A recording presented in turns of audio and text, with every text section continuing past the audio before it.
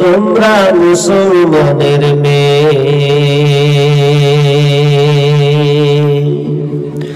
তোমরা মুসলমানের মেয়ে, তোমরা মুসলমানের মেয়ে। না শুনিবে গান বাজনা,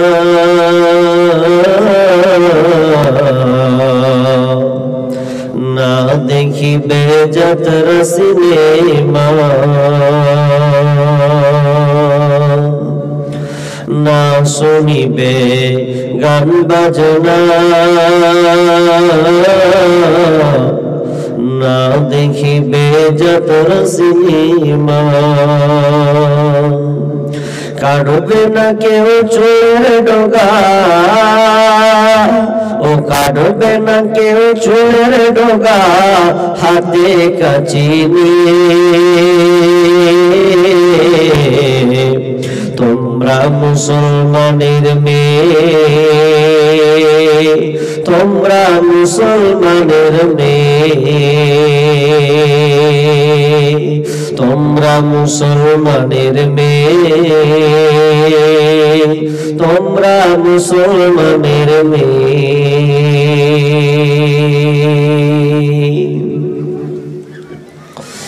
যাবে না খো স্কুলেতে অসভ্য পোশাক গায়ে দিয়ে, যাবে না খো কলেজেতে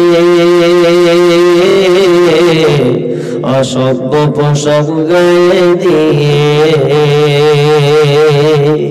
তার চেয়ে পড়বে কোরআন, তার চেয়ে পড়বে কোরআন মক্তবেতে গিয়ে। তোমরা মুসলমানের মেয়ে, তোমরা মুসলমানের মেয়ে, তোমরা মুসলমানের মেয়ে, তোমরা মুসলমানের মেয়ে। কোরআন হাদিস শুনবে কানে, সেই মোতাবেক চলবে মেনে। কোরআন হাদিস শুনবে কানে, সেই মোতাবেক চলবে মেনে। অনেক ভালো থাকবে তুমি, অনেক ভালো থাকবে তোমরা বিধর্মীদের চেয়ে। তোমরা মুসলমানের মেয়ে, তোমরা মুসলমানের মেয়ে। শ্বশুর বাড়ি যখন যাবে কত অনাহারে রাত কাটাবে। শ্বশুর বাড়ি যখন যাবে কত অনাহারে রাত কাটাবে। কষ্টের কথা বলবে না কেউ, দুঃখের কথা বলবে না কেউ বাপের বাড়ি গিয়ে। তোমরা মুসলমানের মেয়ে, তোমরা মুসলমানের মেয়ে। শাশুড়ি যখন বলবে কথা নিও না তুমি মনে ব্যথা। শাশুড়ি যখন বলবে কথা নিও না তুমি মনে ব্যথা।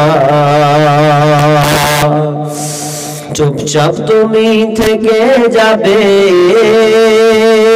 চুপচাপ তুমি থেকে যাবে, কথা নাহি বলে। তোমরা মুসলমানের মেয়ে, তোমরা মুসলমানের মেয়ে, তোমরা মুসলমানের মেয়ে, তোমরা মুসলমানের মেয়ে।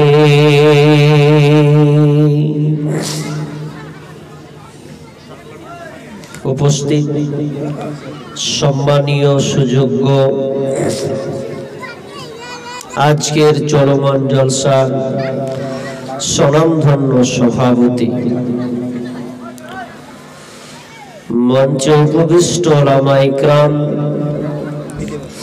দূর দূরান্ত থেকে আগত সম্মানীয় অতিথিবৃন্দ, আমার সম্মুখে বসে থাকা বিভিন্ন এলাকা থেকে ছুটে আসা ইসলাম দরদি ভাই সকল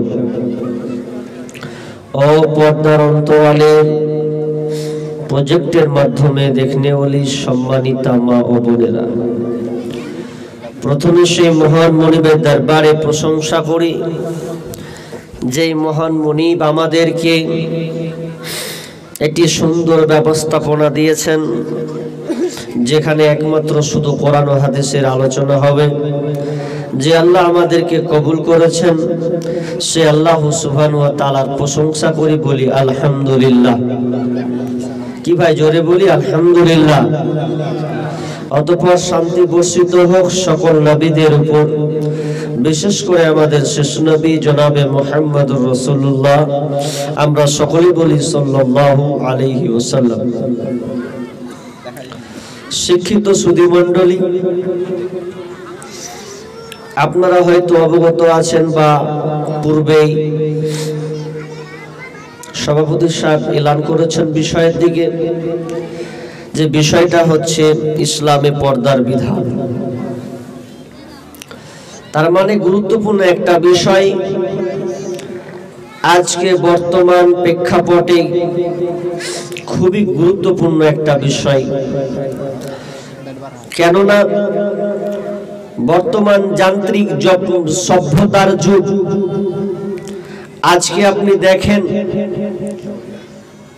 পৃথিবীতে মানুষ অনেক কিছু তৈরি করে আবিষ্কার করেছে, আপনি অবাক হয়ে যাবেন মানুষ কত উন্নত আর কত উন্নত। যত বছর যাবে তত উন্নত করবে দেশকে।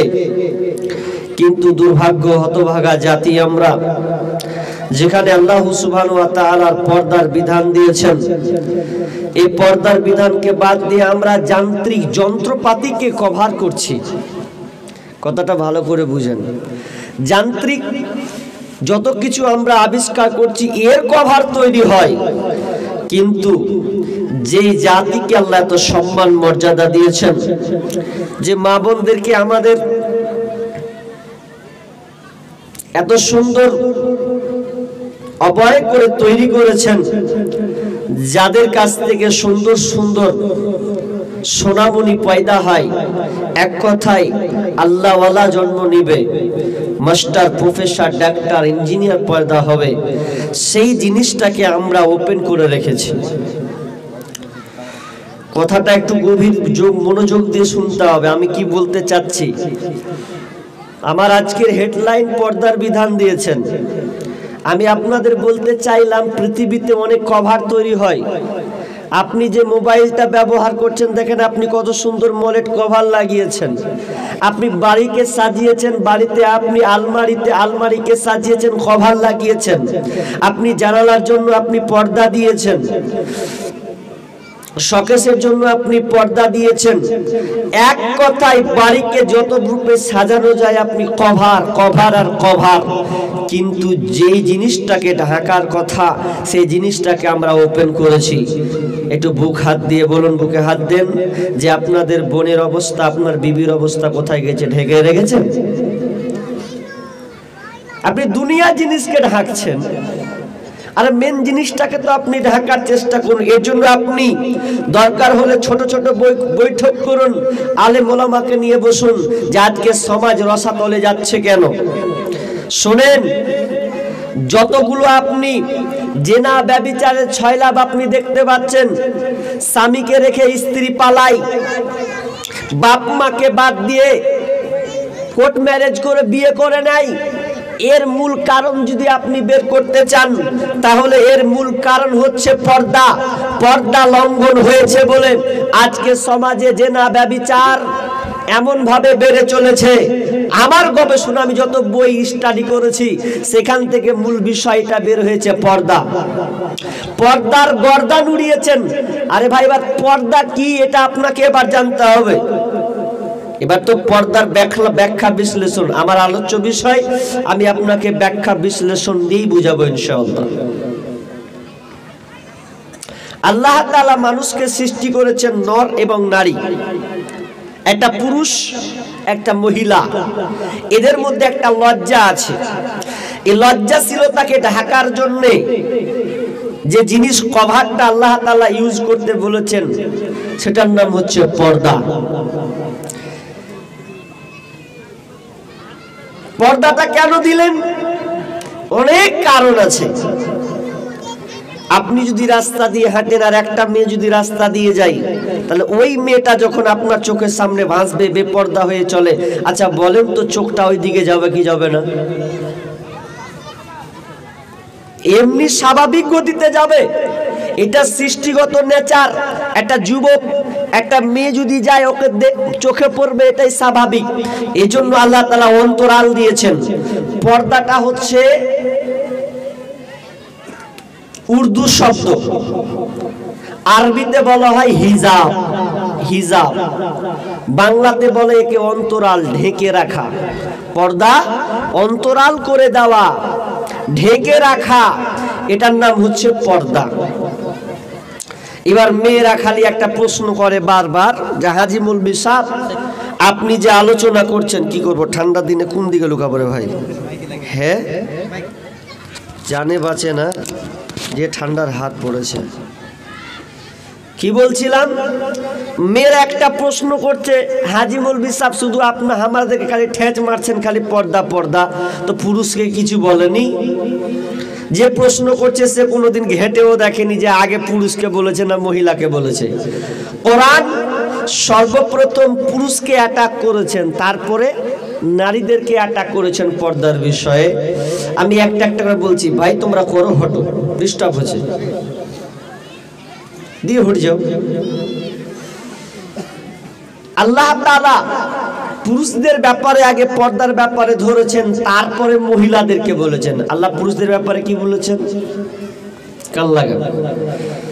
বিসমিল্লাহির রহমানির রহিম।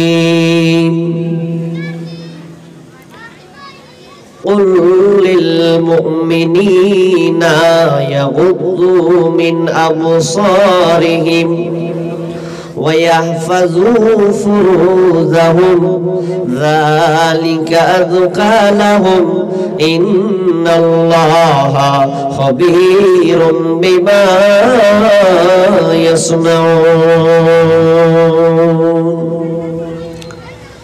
আল্লাহ সুবহানাহু ওয়া তাআলা নবীর মাধ্যমে নবীকে বলছেন, ও নবী হে আপনি ওই মুমিন যারা, ওই মুমিনদেরকে আপনি, ঈমানদার ব্যক্তিদেরকে আপনি বলে দেন, কুল্লিল মুমিনিনা ইয়াগুযু মিন আবসারিহিম, তারা যেন তাদের দৃষ্টিকে নতজানু করে নেয়, তারা যেন চক্ষুকে নিম্নগামী করে নেয়, ওয়া ইয়াহফাযু ফুরুজাহুম, এবং তারা যেন তাদের লজ্জা স্থানের হেফাজত করে। যালিকা আযকা লাহুম ইন্নাল্লাহা খাবীরুম বিমা ইয়াসনাউন। এটা তাদের জন্য ভালো হবে, এটা তাদের জন্য উত্তম পন্থা হবে। আর আল্লাহ তাআলা এ ব্যাপারে বেশি খবর রাখেন, আল্লাহ এ ব্যাপারে বেখবর নন। কান লাগান। দুইটি কথা। প্রথমে আল্লাহ অ্যাটাক করলেন পুরুষকে। পুরুষকে বলা হলো কি, যে তোমাদের চক্ষু নিচু করো, এক কথায় নিম্নগামী হয়ে যাও। নিম্নগামী তুমি কেন হবে? চক্ষু তোমার নিচে কেন যাবে? কেন তোমার চক্ষুটাকে নিচে নামাবে? তোমার চক্ষুখান নিচে নামাতে গেলে প্রথম যে ধাক্কাটা আসবে চোখের ওপর দিয়ে, চোখ যতক্ষণ নিম্নগামী হবে তো তুমি তোমার লজ্জা স্থানের হেফাজত করতে পারবে, নচেৎ তোমার দ্বারা সম্ভব নয়। তাহলে নিম্নগামী করা কেমন করে আপনি নিম্নগামী করবেন? রাস্তা দিয়ে তো চলতে গিয়ে মেয়েদের উপর নজর পড়ে যায়, চোখ তো যায়, এটাই স্বাভাবিক। বিশ্বনবী আলীকে বলছেন, আলী রে, ইয়া আলী লা তুদবি'ন নাযারাতান নাযারা ফাইন্না লাকাল উলা ওয়া লাইসাত লাকাল আখিরা। হে আলী, তুমি যখন রাস্তা দিয়ে যাবে রে, প্রথম যখন তোমার কোনো বেগানা নারীর দিকে যখন নজর চলে যাবে, প্রথমে যদি নজরটা চলে যায় সঙ্গে সঙ্গে তুমি নিম্নগামী করে নাও। প্রথম চান্সে মেয়ের দিকে গেলে ওটা তোমার জন্য মাপ হবে। ফাইন্না লাকাল উলা, প্রথম চান্সে যদি তোমার নজর যায় ওটা তোমার মাপ মাপ মাপ। ওয়ালাইসাত লাকাল আখিরা, কিন্তু দ্বিতীয় চান্স যদি আবার চলে যায় নজরটা, ওটা কিন্তু মাপ নয়। তার মানে আল্লাহ রাসূল আলীকে বললেন, আলী রে, আলীকে মানে সারা পৃথিবীর মানুষকে বলছেন, প্রথম চান্স যদি তোমার কোনো মেয়ের দিকে চলে যায় তাহলে দ্বিতীয়বার আর দেখার সুযোগ করো না। ভালো করে পয়েন্টিং আপনাদেরকে এবার ধোলাই করছি। প্রথম দৃষ্টি আপনি নাম যদি চলে যায় কোনো বেগানা নারীকে দেখেইলেন, হতেই পারে, এটা স্বাভাবিক। যখনই একটা মেয়ের দিকে যাবে এটাই স্বাভাবিক। এটা আপনি বলছেন সাধারণ না, মৌলবি পর্যন্ত যাবে, আপনি মনে করিয়েন না। এই কথা বলতে বলতে একটা লোক বলছে, বন্ধুতে বন্ধুতে আলোচনা করছে, হবে তুমি মেয়ে দেখলে তোকে কেমন লাগে? তো কেমন লাগে? কেমন একটা লাগে, হ্যাঁ, মেয়ে দেখলে। আচ্ছা, একজন বলছে, খ্যাপা তুই, আমি মেয়ের দিকে তাকালে আমাকে কিছুই লাগে না, আমি ওগুলো মাইন্ডেই লি না, আমার মাথায় ওগুলো ধরবেই না। তো তিনজনের মধ্যে একজন বলছে, সারা তুই হিজড়া আছিস, তোর ব্রেনে ওটা কুলাবে না।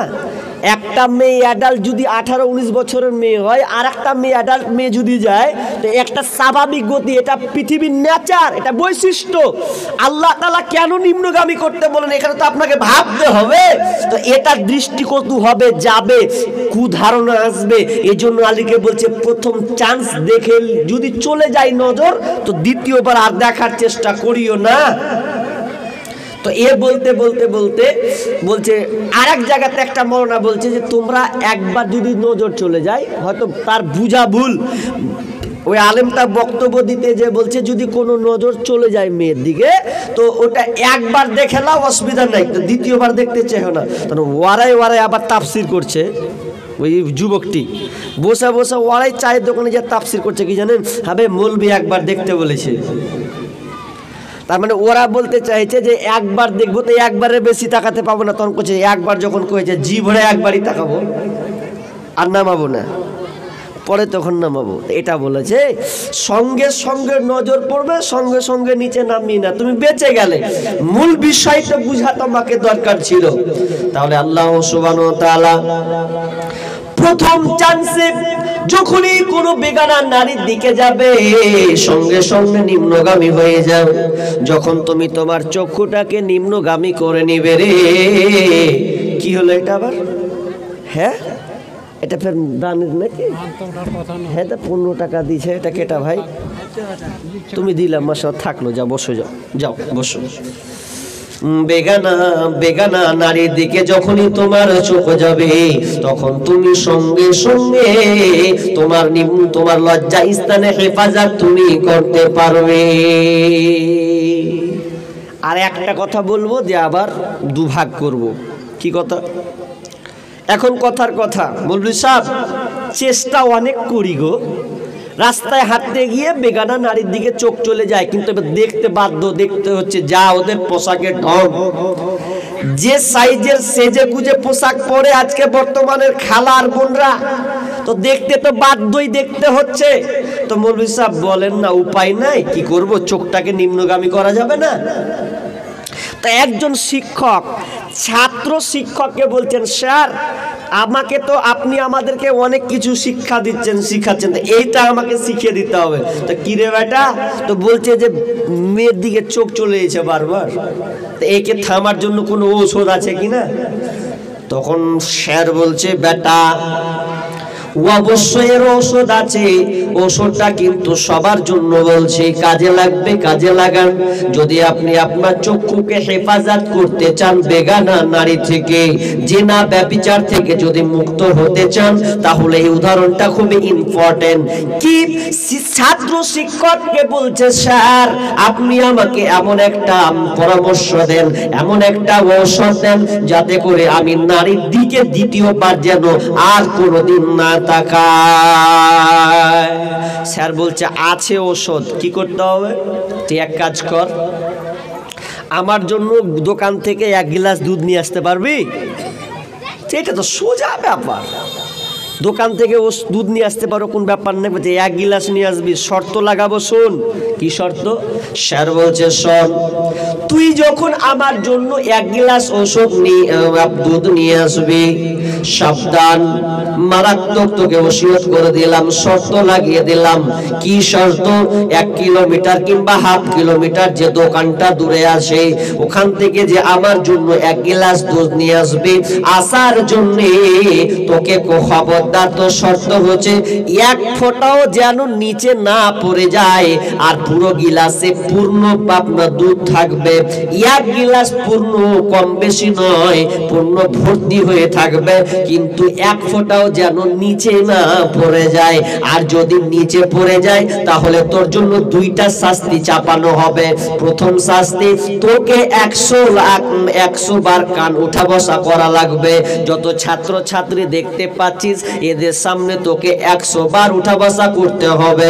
শুধু তাই নয়, তোকে আবার 50 লাঠি পিটানো হবে।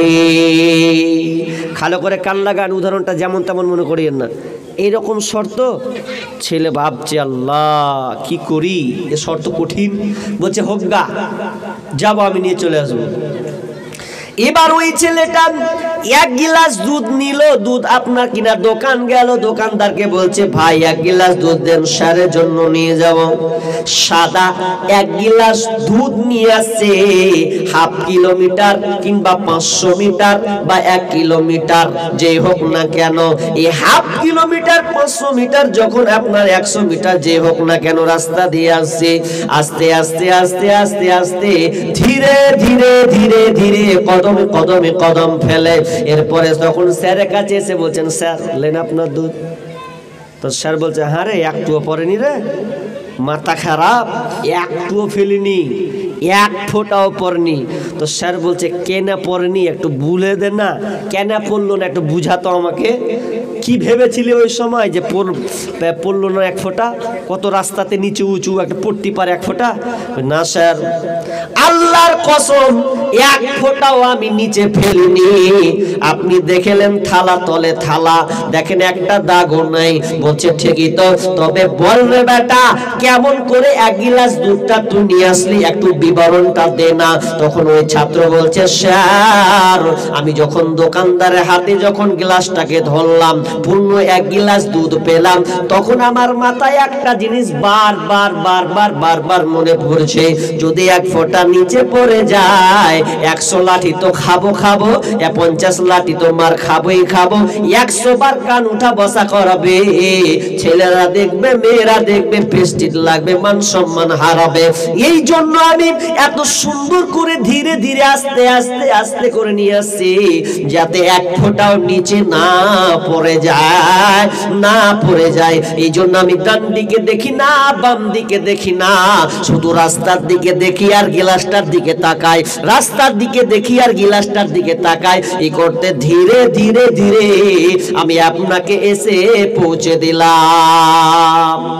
এবার ওষুধটা স্যার বলছে, এবার বেটা শোনো, ওষুধ এখানে আছে, তুই যে গ্লাসটা নিয়েছিলি কত তোর ভয় ছিল, তুই আমাকে দেখে এতটা ভয় করেছিস, তোর জন্য দুটা শর্ত বেঁধে দিয়েছিলাম, তোকে আমি মারবো 50 লাঠি আর 100 বার কান উঠা বসা করা লাগবে, তোর প্রেস্টিজে লাগবে, মান সম্মান হারাবে। এই জন্য এই ভয়ে তুই কোনো কারো দিকে তাকাসনি। এবার শুনেলে ধরেলেন তোর আল্লাহ ওপরে 7 আসমানে বসে আছে, সে আল্লাহ তোকে বিধান দিয়েছে খবরদার বেগানা নারীর দিকে তাকাবে না। যখন তুই রাস্তা দিয়ে এইরকম ভাবলি তখনই একবার ভাব যে আল্লাহ আমাকে এই নিয়মটা জারি করেছে, আল্লাহ আমাকে দেখছেন, আর আমি যদি বেগানা ডান দিকে বাম দিকে মেদ যায় আর আমি তাদের দিকে ফেল করে তাকিয়ে থাকি, তাহলে দুটা শর্ত কি হবে? আমাকে জাহান্নাম যাওয়া লাগবে, আমাকে অপমান করা হবে। যেদিন আমাকে সবার সামনে লাঞ্ছিত করা হবে, অপমান করা হবে, এ তো কিছু সংখ্যক লোক ছাত্র ছাত্রী তোকে দেখবে, কিন্তু সেই বিচারের মাঠ ভয়াবহ কঠিন জায়গা রে বেটা।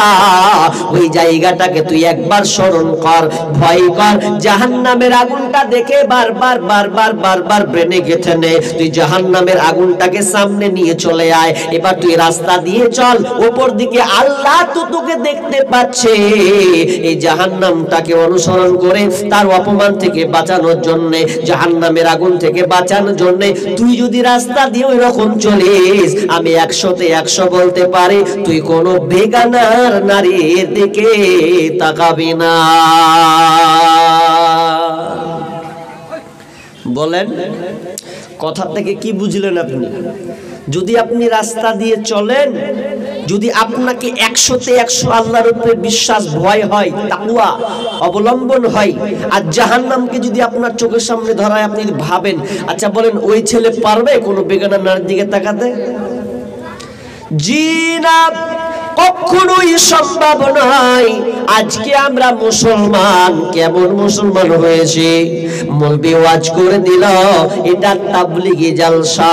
তাবলিগি জালসা তার মানে আপনি বুঝে নিবেন খালি শুনলাম আর চলে গেলাম। আপনাকে শুনতে হবে, শোনার পর আপনাকে আমল করে চলতে হবে। যুবক রে, আমি তোর হাতে পায়ে ধরে একটা কথা বলি, এই ঘটনাটা তোমার জন্য খুবই জরুরি। মা বোন, তুমি ডান দিকে আছো না বাম দিকে আছো আমি জানি না, তুমি আমার মাইকের আওয়াজ পর্যন্ত পাও। ও বোন, তোমাকে বলে তুমি কেমন আল্লাহকে ভয় করো, এই ঘটনাটা একবার কান লাগাও। আল্লাহকে নেক বান্দে বলে একটি কিতাব আছে, ওই কিতাব থেকে আব্দুল্লাহ বিন ইদ্রিস, যিনি বিখ্যাত একজন আলেম ছিলেন, একজন বড় বক্তা ছিলেন, তিনি মারা গিয়েছেন বেগুনবাড়ি। সেই মাওলানার একটি কিতাব তিনি আছে, ইতিহাস বলে একটা বই আছে, ওই বইটাতে আল্লাহকে নেক বান্দের একটা ঘটনা তিনি তুলে ধরেছেন। ওখানে কি ঘটনা লুকিয়ে আছে বন্ধুরে? এমন একটা সময় ছিল যেই সময় সুন্দর কোনো ব্যবস্থাপনা ছিল না, কোনো এতটা যানবাহন ছিল না, এতটা কোনো গাড়ি ছিল না, শুধু রিজার্ভ করা ছাত্র ছাত্রীদের জন্য একটা বাস থাকতো। ওই বাসটা সকালে যেত, আবার বৈকালে রিটার্ন বাড়ি যেত। কি আছে কথাতে? তো ওই বাসে একটা মেয়ে প্রতিদিন আসা যাওয়া করে। তো মেয়েটা সেদিন কোনো পালাক্রমে বা কোনো কারণে ও আর বাস ধরতে পারেনি। সেই সময় মোবাইলের কোনো ব্যবস্থাপনা ছিলই না। তো এবার মেয়েটার মন খারাপ, রাস্তার ধারে বসে কান্না করছে। এতটা কান্না করছে, কেউ নাই, টুকরে টুকরে কাটছে। ফোনটা যে করবে, যে আব্বাকে বলবো আব্বা বাস ছুটে গেছে, মেয়েরাও এদিকে বাপ মা অস্থির হয়ে গেছে, আমার বেটি বাড়ি কেনে আসে না, বাড়ি যে আসে না, কি হয়েছে গো, মাথা খারাপ। ওই রাস্তা দিয়ে একটা ছেলে যাচ্ছে, তো ছেলেটা বলছে আচ্ছা এখানে কোনো মানুষজন নাই, কেউ নাই, একা একা মেয়েটা কাঁদছে, এত 16-17 বছরের মেয়ে গো, কি ব্যাপার? তখন একটু ময়া হলো, তখন ছেলেটা বলছে বোন কি খবর, এখানে কেন একা? তখন বোনটা বলছে ভাই আমার গাড়ি যাওয়ার যে সময়টা ছিল পার হয়ে গেছে, আমি বাসটা ধরতে পারিনি, এখন আমি বাড়ি যাব কি করে, এই জন্য আমি কান্নায় ভেঙে পড়েছি, আমার কোনো রাস্তা নাই। তখনকার যুগে লাইট নাই, লাইট কোনো ব্যবস্থা নাই, চেরাগ দিয়ে জ্বলে। আর অন্ধকার, মেয়ে থাকলে তো কামড়ে খাবে, এটাই স্বাভাবিক। তখন ভাই বলছে চলো বোন, আমি তোমাকে আমার বাড়ি নিয়ে যাব, এতে কোনো ভয়ের কারণ নাই, তুমি কোনো ভয় করো না, টেনশন করো না, আমি তোমাকে আমার বাড়ি নিয়ে যাব। আমি যে বাসা বাড়িতে থাকি, যে জায়গায় থাকি, আমি একটা মেহমান বাইরের মানুষ, আমিও এখানে থাকি, এখানে কাজ করে, তবে আমার একটা বাড়ি ভাড়া আছে, সে একটা বাসা আছে, ছোট্ট টুকরে ঘর, আমি ওখানে তোমাকে নিয়ে যাব, এখানে ছেড়ে যেতে পারবো না, কারণ সেই জায়গাটা ভয়ঙ্কর জায়গা। বোনকে নিয়ে যাওয়া হলো, নিয়ে যাওয়ার পর ভালো করে কান লাগান, ভালো করে শোনেন। এবার রাত হয়েছে, মেয়েটাকে যখন নিয়ে গেছে বাড়িতে, কেউ আশেপাশে আর কোনো বাড়ি নাই, ওই একটা নির্জন ছোট টুকরে ঘর, ওই ঘরটাতে প্রবেশ করে ওই ভাইটা নিজে খাবার পরিবেশন করাচ্ছেন, খাবার দিলেন, সুন্দর করে বিছানা দিলেন। এরপরে বোনটাকে বলছে, বোন রে তুমি ঘুমিয়ে যাও, ঘুমিয়ে যাও, তোমার কোনো ক্ষতি হবে না। কিন্তু এরপরও বোন কিন্তু ঘুমাচ্ছে না, চোখকে বন্ধ করছে না, না জানি আমার উপরে কি আচরণ হতে পারে। বিছিয়ে দিয়েছে, ঘুমিয়ে আছে, আর এইদিকে এক সাইডে ছেলেটা ছোট্ট একটা পেরের ঘুমিয়ে গেল। ঘুম তো আসে না, ওখানে আবার শয়তানের ওয়াসওয়াসা ঢুকছে। ভালো করে কান লাগান। আচ্ছা, ছোট্ট একটা ঘর, একজন বেগানা নারী, বেগানা পুরুষ, দুজনে একটা ঘরে আবদ্ধ। আচ্ছা বলেন তো, ওর মুখখানে শয়তানি প্রতারণা আসবে কি আসবে না? আসবে। কিন্তু শুনলেন কতটা যে আল্লাহকে ভয় করে, কতটা ইমানদার তাদের মধ্যে। আজকে বর্তমান যান্ত্রিক সভ্যতার মতন নয় যে ছেলে ঘরে আছে, মা বাপ এক ঘরে ঘুমিয়ে আছে, আর একটা ছেলে আর একটা মেয়ের সঙ্গে সম্পর্ক চলছে তো মোবাইলে, মাও জানে না, বাপও জানে না। তার মানে ওকে আল্লাহকে বলে ভয় নাই, যে আল্লাহ আমাদের এই দৃশ্যটা এখন দেখতে পাচ্ছে যে আমরা দুজনে কি করছি। যদি ওই ভয় থাকতো, যদি সে পর্দা বলে তার একটা ভয় থাকতো যেটা আমি ভুল কাজ করছি, তাহলে খবরদার বেগানা মেয়ের সঙ্গে কোন পুরুষ কথা বলতে পারতো না। শিক্ষা নেন। এবার ওই ছেলেটা ভাবছে, এত সুন্দর মেয়ে ঘুমিয়ে আছে, বাপ কিনা তার ভুল হলো। এমন যেতে রাত 12টা 1টা যখন বাজে, ওই সময় শয়তান এসে ওয়াসওয়াসা দিতে শুরু করলো। বলছে, এরে ভাই, এ যুবক ছেলে, তুমি ইয়ং ছেলে, তুমি এত সুন্দর একটা মেয়ে পেয়েছো, এই মেয়েটাকে এই সময় তুমি ভোগ করে নাও, এর সঙ্গে তুমি মিলনে জড়িয়ে যাও, আর কোনোদিন এরকম সুযোগ তুমি পাবে না। শয়তান খালি ওয়াসওয়াসা দিচ্ছে, লে এত সুন্দরী মেয়ে পাবে খাপা, পাশে কোনো বাড়ি নাই, কিছু নাই, কি করবি? জীবনে আর কোনদিন সুযোগ পাবে কি না পাবি, এরকম একটা সুযোগ পেয়েছি, সুযোগটাকে নুটেলে। ছেলের মন মানে না, শয়তানি ওয়াসওয়াসা বারবার তার মধ্যে তাড়না দিচ্ছে। তখন ছেলেটা উঠলো, উঠার পর চেরাকের প্রদীপটাকে ভালো করে জ্বালতে শুরু করলো। চেরাকের প্রদীপটাকে আরো বাড়িয়ে দিল, তাপমাত্রা বাড়িয়ে দিয়ে এবার বলছে, মনরে, নিজে নিজে বলছে, মন তুই যদি চাস মেয়েটার সঙ্গে জেনা করতে, মেয়েটার সঙ্গে ব্যবহার করতে যদি চাস, তার আগে একবার আগুনটা ঠাকিয়ে দেখ, তুই আগুনটা সহ্য করতে পারছিস কিনা। ছেলেটা একটা আঙুল নিল, আঙুল নিয়ে আগুন তো আপনার তাপ দিয়ে দিয়েছে, আগুন পুড়ছে। এমন সময় পুড়তে পুড়তে হঠাৎ করে টেনে নেয়। তখন সে মনে মনে বলে, সামান্য ওরে গোলাম, ওরে মন, সামান্য একটা আঙুলে তোর আগুন সহ্য হই না, দুনিয়ার আগুন, তুই জাহান্নামের আগুনকে তুই কেমন করে সহ্য করবি। আবার দ্বিতীয় আঙুল ঢুকায়। বারবার শয়তান বড় দুশমন, শয়তান কিন্তু আপনার পিছু ছাড়বে না। শয়তান বারবার ওয়াসওয়াসা দেয়, ভাই ওরে পাগল, এই মেয়েটাকে তুই হাতছাড়া করিস না।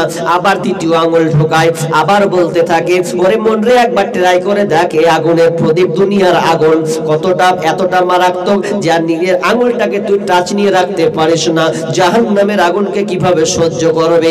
একটা নয়, দুইটা নয় বন্ধুরে, সারা রাত হাত ধরে 10টা আঙুল ছেলেটা পুড়িয়ে ফেলেছে। শয়তানি ওয়াসওয়াসা থেকে বাঁচার জন্য 10টা আঙুল পর্যন্ত সে পুড়িয়ে ফেলেছে। এভাবে যখন সকাল হয়ে গেল, ফজরের আজান হয়ে গেছে, মেয়েটা কিন্তু ঘুমায়নি। মেয়েটা ছেলের কীর্তিকলাপ কিন্তু দেখেছে, সে কি করেছে এগুলো সব কিন্তু দেখেছে।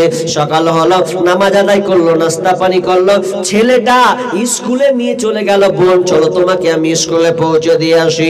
এমন সময় বাপ মা স্কুলে এসে খবর নিল, আহারে মেয়ে আমার এখানে কি করে কি হলো, সব কিছু খুলে বর্ণনা করা হলো।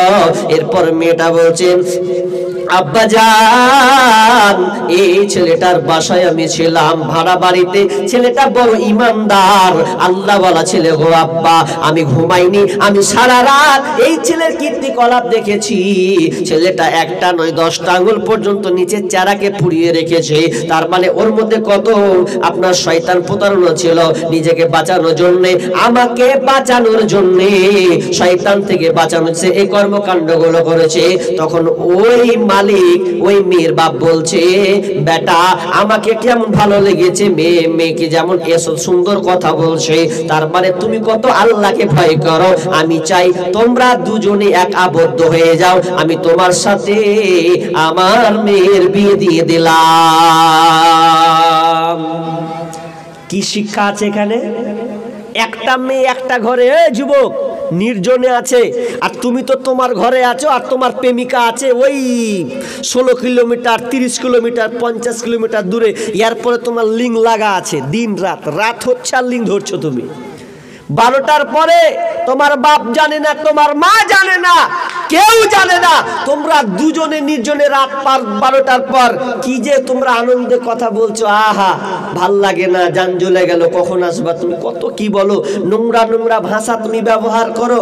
বলো তো কি তোমার হালাত হবে? তুমি পর্দা, তুমি ওই যুবক, তুমি পর্দা, তুমি নিজেকে হেফাজত করবে? জি না, এটা কখনো করিয়েন না। আল্লাহকে ভয় করতে শিখুন ভাই। মোবাইলে যত নাম্বার আছে ডিলিট করেন, নাহলে আপনার সংসারে 6-9 হবে। আপনি এখন বুঝতে পারেন না যে কি থেকে কি করে দিনু, যেদিন হবে সেদিন বুঝতে পারবেন। এর নাম তাবলিগি জালসা। আজকের দিনে আপনাকে পরিবর্তন হতে হবে, এটা চান্দার আলোচনা নয়, আপনাকে ডাকা হয়েছে আপনার পরিবর্তনের জন্য। তাহলে আজ থেকে অন্তত এই জালসায় নিয়ত করো যে আমি কোনো মেয়ের সঙ্গে সম্পর্ক রাখবো না। একটা গেল। শেষে একটা কথা বলে আমি আবার মেয়ের দিকে চলে যাই, যেহেতু পর্দার বিধান আপনাদের কিছু বললাম। শুনেন, অনেক যুবক আছে, আচ্ছা এদিকে আপনাদের চাষ হয়, মাঠে চাষ হয়? হয় গো? আচ্ছা হয়, মাঠে চাষ হয়, কিন্তু একটা কথা বলি, আমাদের মধ্যে পর্দার খেলাফ আছে। কিভাবে জানেন? অনেক চাচা দেখছি নেংটি মেরে মারছে। ভালো করে কান লাগান, নেংটি মারা বুঝেন আপনারা? নুঙ্গিকে লিলে দিয়ে একদম মেরে দিয়ে, একদম গায়ে কোনো জামা নাই, আর এগুলো সব দেখা যাচ্ছে গো, দিয়েও মাঠে চাষ করতে যাচ্ছে। তো এটা কিন্তু পর্দার খেলাফ।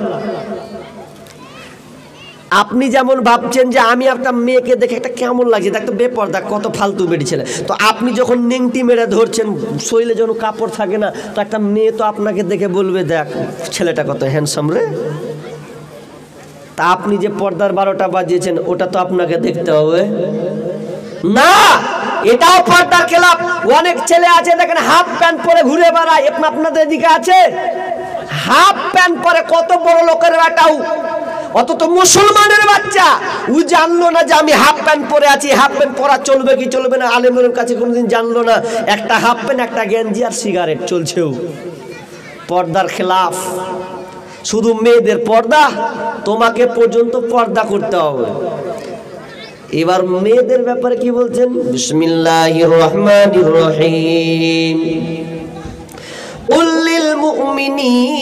قل للمؤمنات يغضضن من أبصارهن ويحفظن ফুরুজাহুন্না ওয়ালা ইবদিনা জিনাতাহুন্না।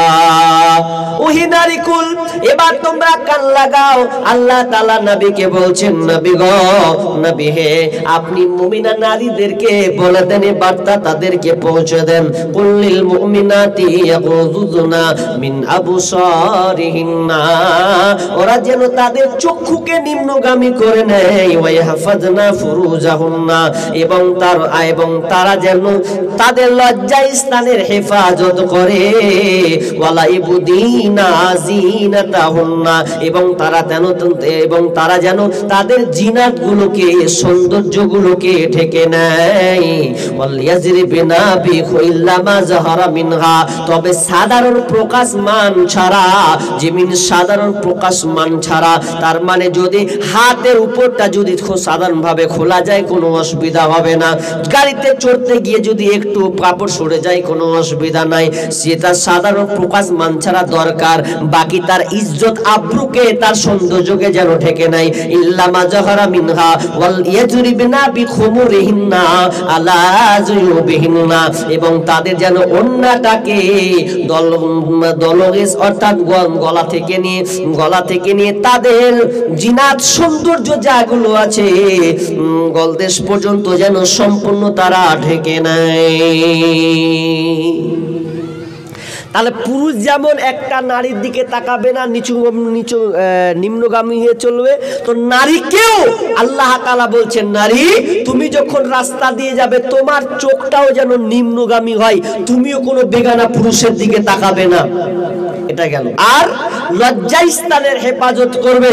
আর এক্সট্রার কথা কি, যে তোমার জিনাত সৌন্দর্য যেগুলো আছে ওগুলো তুমি তোমার কাপড় দিয়ে তুমি বইয়ে দাও, ঢেকে নাও। এবার এখানে শেষের বাক্যটা সেন্টেন্স নিয়ে একটু অনেক আলেম ওলামা মন্তব্য করেছেন, লেখালেখি করেছেন, অনেক কিছু বিষয়ে লেখা করেছেন। কেউ বলেছেন যদি মেয়েরা সম্পূর্ণ মুখটাকে খোলা রাখে, সব কিছু ঢেকে দিয়ে যদি মুখটা খোলা থাকে সমস্যা নাই, কিন্তু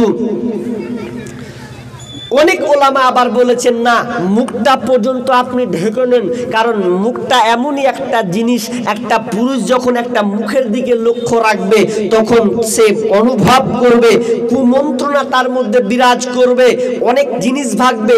চেহারাটাই তো মেন জিনিস, চেহারা দেখেই তো তার বডিকে নির্ণয় করবে। এই জন্য বলছে যে তা পারলে তোমরা সবচাইতে উত্তম হচ্ছে যে শুধু চোখটা খোলা রাখবে, চোখটা খুলো, মুখটাকে ঢেকে দাও, ব্যাস এই রকম করে আপনাকে চলতে হবে। তো আপনাদের বর্তমান স্ত্রী যে আপনাদের বিবিগুলো আছে, আপনাদের বোনগুলো আছে, আচ্ছা বলেন তো আপনারা কিভাবে বের করেন বাড়ি থেকে? হারে এমন ভাবে বের হচ্ছে, আপনার বিবির যা পোশাক, স্টাইল, ধরন, শাড়ি পরছে তো আকর্ষণীয় শাড়ি, এত আকর্ষণীয় শাড়ি, আপনি যাচ্ছেন পর পুরুষ আপনার স্ত্রীর দিকে তাকাচ্ছে। আপনাকে বলবো পর্দার বিধান আব্দুল হামিদ আল মাদানির একটি বই, বইটাতে একটা সুন্দর একটা কথা লিখেছেন। কথাটাতে কি আছে, এত মারাত্মক কথা যে আমরা তো মেয়েদের মুখ দেখাচ্ছি, বিবির মুখ দেখিয়ে ওপেন করে ঘুরিয়ে নিয়ে বেড়াচ্ছি। তো ওখানে একটা কথা আছে যে একটা স্বামী স্ত্রী বিবাহ করেছে, তো মোহরটা ছিল 300 দিরহাম কিংবা 500 দিরহাম। এই 500 দিরহামে বিয়ে হয়েছে। তখন স্বামী বিবি বলছে স্বামীকে, স্বামী আমি আপনার সঙ্গে চুক্তি আবদ্ধ, মোহর হয়েছে 500 দিরহাম। তখন স্বামী বলছে ধুর খেপি, 200 দিরহাম, তুই ভুল বলছিস। স্ত্রী বলছে আমি নিজের কানে শুনলাম 500 দিরহামে বিয়ে করেছো, আর এখন বলছো 200 দিরহাম, তো এখানে ভেজাল আছে না। তো বলছে আমি কোর্টে এই কাজী সাহেবকে বলবো, সাক্ষী নিয়ে আসবো, সাক্ষী দুটা ছিল আগে দেখাবো। বলছে কর। তখন ওই মেয়েটা সাক্ষী দুটা ডাকছে যে উমুক উমুক সাক্ষী ছিল আমার বিয়েতে, ওর আগে ডাকা হোক। 500 দিরহামে আমার স্বামী বিয়ে করেছে আর নাকচ করছে 200 দিরহাম। কি কথা? এবার ওই দুটা সাক্ষী যারা ছিল তাদেরকে ডাকা হলো। ডাকার পর বলছে ও ও তোমরা তো এই মেয়েটার সাক্ষী ছিলে, বিবাহতে দুজন সাক্ষী, তো সেদিন তো 500 দিরহামে মোহর হিসাবে বিবাহ করা হয়েছিল, তো বলো তো সেটা ঠিক না ভুল, 200 না 500? তখন ওই সাক্ষী দুটা বলছে, হাজিম কাজী সাহেব আমরা সাক্ষী দেব ঠিক আছে, তো আগে জানবো মেয়েটা কোনটা, মেয়েটার মুখ দেখবো, তারপরে আমরা সাক্ষী প্রদান করব। মুখ দেখবে তারপরে সাক্ষী প্রদান করবে যে ঠিক না বেঠিক। তো যখনই বলা হলো যে ওই মেয়েটার মুখখান দেখবো, শুধু মুখ কি ছিল রে ভাই, মুখটা দেখবো, তো ওখানটা ওর গায়ে লেগেছে, কার? তো স্বামীর। তখন স্বামী কি বলছে, খবরদার খবরদার না, এটা কখনোই হতে দেব না, আমার বিবির মুখ পর পুরুষ দেখবে, এটা কখনোই হতে পারে না।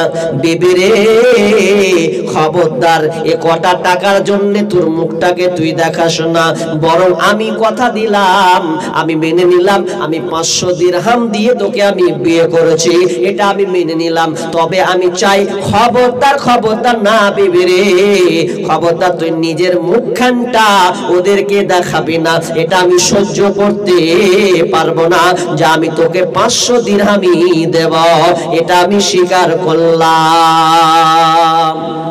তখন মেয়েটা বলছে, কাজী সাহেব তাহলে আমার আর দরকার নাই, যে স্বামী আমার মুখখানকে দেখাবে না তিনি মেনে নিল 500 দিরহাম, তাহলে আমাকে কত হেফাজতে রাখবে, তাহলে আমিও মেনে নিলাম এটা, আর আমিও ছেড়ে দিলাম এটা, আমি আজ থেকে আর আমার স্বামীর মোহর 1 পয়সাও আমি নেব না, আমি সব মাফ করে দিলাম। এইরকম স্বামী পেলে কি আর মাথা খারাপ যে আমি এ নিয়ে ঝামেলা করতে যাব? দরকার নাই। কি বুঝলেন? এটা কি শিখলেন? যে আগের জামানা এইরকমই ছিল, যে বিবির মুখ দেখাতে অনেক ঘটনা আছে, আপনাকে বললে লম্বা লম্বা চলে যাবে। তো সাহাবীরা মেয়েদের মুখখানকে দেখাতো না, সম্ভব নয়, আমার বিবির মুখ আমি কাউকে দেখাতে দিব না। তো আজকে আমাদের মেয়েরা দেখেন কি হালাত, জালসা শুনতে নিয়ে এসেছে, তাও প্যান্ডেল তো ঢুকেনি, আগে বলছে কি লিবি রে, কি লিয়ে দিব, ওটি বাজার করেছে, তারপরে ঢুকালছে, আর নাহলে যাওয়ার সময় স্বামী স্ত্রী দুজন মিলে বাজার করবে, এর নাম পর্দা? কি শিখলেন এতদিন পর্যন্ত? মেয়েদেরকে কি বলা হয়েছে এটা আপনি জানেননি? চলেন হাদিস বলি আপনাকে। বিষ্ণু বলছেন, আল মারআতু আওরাতুন, মেয়ে হচ্ছে ঢেকে রাখার বস্তু, ওকে ঢেকে রাখতে হয়, নারী মেয়ে যারা ওদেরকে ঢেকে রাখতে হয়। আল মারআতু আওরাতুন ফাইদা খরাজাত ইস্তাশরাফাহা শাইতান, যখন কোনো একটা মেয়ে যখন বাড়ি থেকে বের হয়, তখন পুরুষের চোখে শয়তান সুসজ্জিত করে দেখায়, তাকে সৌন্দর্য হিসাবে দেখায়। এই জন্য বিষ্ণু বলছেন, মেয়ে হচ্ছে ঢেকে রাখার বস্তু রে, ওকে ঢেকে রেখে দাও, খবরদার না, ওকে ওপেন করা যাবে না। কিন্তু ওপেন তো দূরের কথা, হায় আল্লাহ, এখন মার্কেট মেয়েও বাজার করে, মেয়েও কেনাকাটা করে, আছে না নাই আপনার দিকে? মেয়েরা পর্যন্ত কেনাকাটা করছে, স্ত্রী স্বামীকে বলছে তোমার কেনাকাটা ভালো পছন্দ হয় না, আমি যাবো লিব। মেয়ে বলছে আব্বা টাকা দিয়ে দাও, শপিং মল যাব, নিজে বাজার করব। তার মানে আপনি দায়ুস, তাই কথা বুঝেননি? দায়ুস, আপনি অক্ষম ব্যক্তি। আর দায়ুসের দ্বারাই সম্ভব। দায়ুস কাকে বলে আপনাকে উদাহরণ দিই ছোট্ট করে। ধরুন আপনি রাস্তার গেটের সামনে বসে আছেন, একদম দুয়ারে, আর আপনার মেয়ে সুন্দর করে সেজেছে, হায় আল্লাহ, ওরে সাজার কাটিং, ছোট্ট ওড়না, একদম ঠোঁটে লিপস্টিক, চুলকে একদম যে মাখন মেখেছে সুন্দর করে উড়িয়ে দিয়েছে, ছোট্ট ওড়না, আর স্কুলের যা ড্রেস, এত টাইট ফিট পোশাক পরে, আর ঘাড়ে একটা ব্যাগ নিয়ে বের হচ্ছে, আপনি বসেই আছেন, আপনার চোখের সামনে আপনার মেয়েটা ঢং ঢং করে বেহায়ার মতন চলে গেল, আপনি কিছু বললেন না, তার মানে আপনি দায়ুস, কাপুরুষ, আপনি কাপুরুষ, আপনি কাপুরুষ। আপনার চোখের সামনে মেয়েটা ওইভাবে চলে গেল, আপনি কিছু বললেন না গো, তাহলে আপনি বীর পুরুষ কখন হবেন? মেয়ে যখন সেজেছে, এই ঠোঁট লিপস্টিক লাগানো, মুখে এক আনকাম মানকাম যা ধরনের মেখেছে, সেন্ট ছড়িয়ে রেখেছে, ছোট ওড়না, আপনি গেটে আছেন, মাথায় ওড়না লাগা, ভালো করে ঢাক, দরকার হলে বরখা কিনে দিয়ে আসবো, কালকে বরখা দিবি, তারপরে স্কুলে যাবি, কোন কথা আছে, তাহলে জানবো আপনি বীর পুরুষ। কি সংসার করেন আপনি? আপনাকে জবাব দেওয়া লাগবে। আপনি এখন জালসা শুনছেন, এই কটা লোক, আল্লাহর কসম করে বলছি, কথাটা ভালো করে কান্দে লাগান, এ সবটি লোক বসে আছেন, আলোচনা শুনছেন, আল্লাহ না করুক আপনার মেয়ে না বোন হয়তো মার্কেটে আছে, ঘুরছে, এখানে আপনি নেকি নিচ্ছেন আর ওখানে মাইনাস করছে, কি লাভ হলো? এই মেলাটা হলো কেন? দেখেন ছেলের চাইতে মেয়েরা বেশি আছে। কে ওটা? কে ঠেকাবে ওকে? আপনি ঠেকাবেন না। আপনি নেকির জন্য তো এখানে এসেছেন, কি বলেন, ঠিক না ভুল? নেকির জন্য এসেছেন, তো আপনি নেকি কামাতে গিয়ে আপনার গুনাহটাই যে বেশি হচ্ছে গো। আপনার বিচুর তাকান না, দেখেন আপনার মেয়েগুলা, ছি ছি ছি ছি, জি না। বিষ্ণু বললেন মেয়ে হচ্ছে ঢেকে রাখার বস্তু, নারীকে ওকে ঢেকে রাখতে হয়, কিন্তু আজকালকের আমরা মুসলমান নারীদেরকে আমরা ঢাকতে শিখলাম না। আমি আগে উদাহরণটা দিয়েছিলাম, পৃথিবীর সব যান্ত্রিক সভ্যতা আজকে ঢাকতে শিখেছে, বিভিন্ন সবকিছু ঢাকতে শিখেছেন, কিন্তু প্রকৃত যে জিনিসটাকে ঢাকা দরকার ওটাকে আপনি ওপেন করে রেখেছেন। মা বোন, আর আপনারাও মনে করছেন যা তা পেয়ে নিলাম, মানে পেয়ে নিলাম নাকি? না, মা বোন ভালো করে কান লাগান। আপনি তো পর্দা করবেনই করবেন বাধ্যতামূলক। আপনাকে বন্ধুর সামনে পর্যন্ত পর্দা করা লাগবে। বিবি মাইমুনা আর উম্মে সালামা তারা দুইজনেই 200 দিন এক জায়গায় আছে স্বামীর সঙ্গে, বিশ্বনবীর সঙ্গে আছেন। তারা দুইজন বিবি আপনার এলোমেলো পোশাকে আছেন, স্বামীর সামনে এলোমেলো থাকেন, কোনো সমস্যা নাই, আপনার স্বামীর সামনে কোনো পর্দা নাই। এবার আপনি দুজন বিবি মাইমুনা আর আপনার আবু উম্মে সালামা তারা দুজনে কথোপকথন স্বামীর সঙ্গে। এমন সময় আব্দুল্লাহ ইবনে উম্মে মাখতুম তিনি আসেন, তিনি এসে সালাম দিলেন। ঢোকার পর তিনি এবার যখন ভেতরে ঢুকেছেন, এমন সময় বিশ্বনবী বিবিদেরকে বলছেন, ওরে বিবিরা, তোমাদের পর্দাগুলোকে তোমরা কন্ট্রোল করো, তোমরা পর্দার সঙ্গে থেকে যাও। তখন তারা বলছেন, ইয়া রাসূলুল্লাহ, এই আব্দুল্লাহ তো একটা অন্ধ সাহাবী, এ তো আমাদের চোখে দেখতে পাবে না, এ তো আমাদেরকে দেখতে পাই না, তবে আপনি তাহলে কেন আমি তার সামনে পর্দা করব? তখন বিশ্বনবী বলছেন, ওরে বিবি রে, তোমরা তো আর অন্ধ নও, তুমি তো আর অন্ধ নও, ও তো একটা পুরুষ, তাহলে এই তুমি অন্ধ নও, ও অন্ধ হতে পারে, এজন্য তোমাকে পর্দা করতে হবে। অন্ধর সামনেও আপনাকে পর্দা করতে হবে, কিচ্ছু করার নেই, করা লাগবে।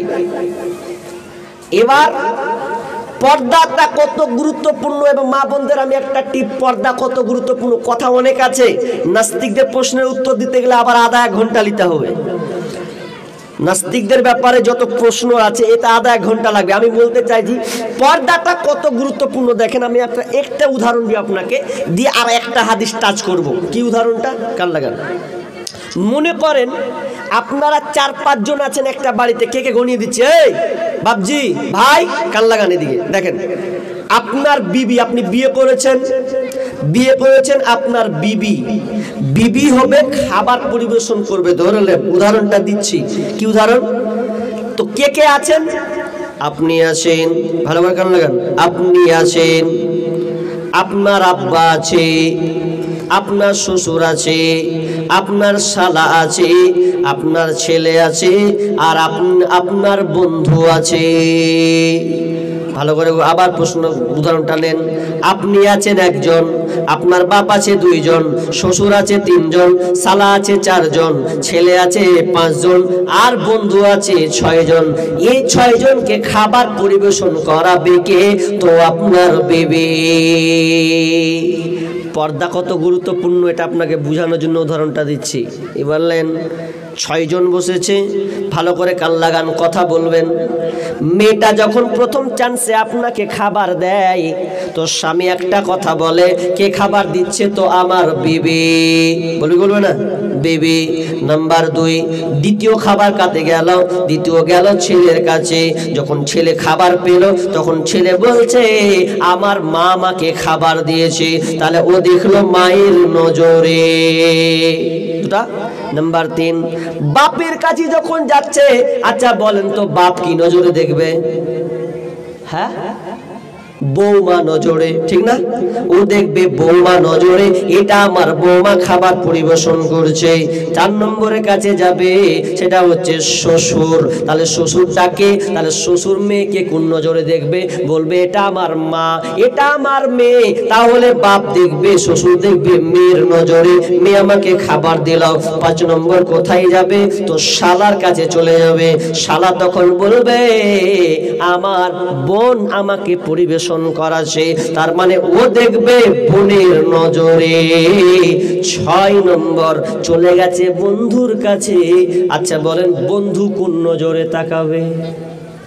বন্ধু কোন নজরে তাকাবে? গোলমাল তো এখানে আছে। বন্ধু তখন আর বন্ধু নয়, তখন ওর নজরটা চলে যাবে এইরকম, আহারে এত সুন্দর একটা বন্ধু বিবি পেয়েছে, যদি আমি ওটা আমি নিজেই পেতাম তো কত ভালো হতো। তার মানে ধারণাটা তার দিকে কত খারাপ ইঙ্গিত করবে। তার মানে পর্দা কত গুরুত্বপূর্ণ জিনিস। তাহলে এক এক ধারণা এক এক রকম চেঞ্জ হয়ে গেল বোন আমার। তার মানে পর্দা এটা এমন একটা বিষয় তোমার মান সম্মান ইজ্জতকে বাঁচাবে, এর জন্য হচ্ছে পর্দা।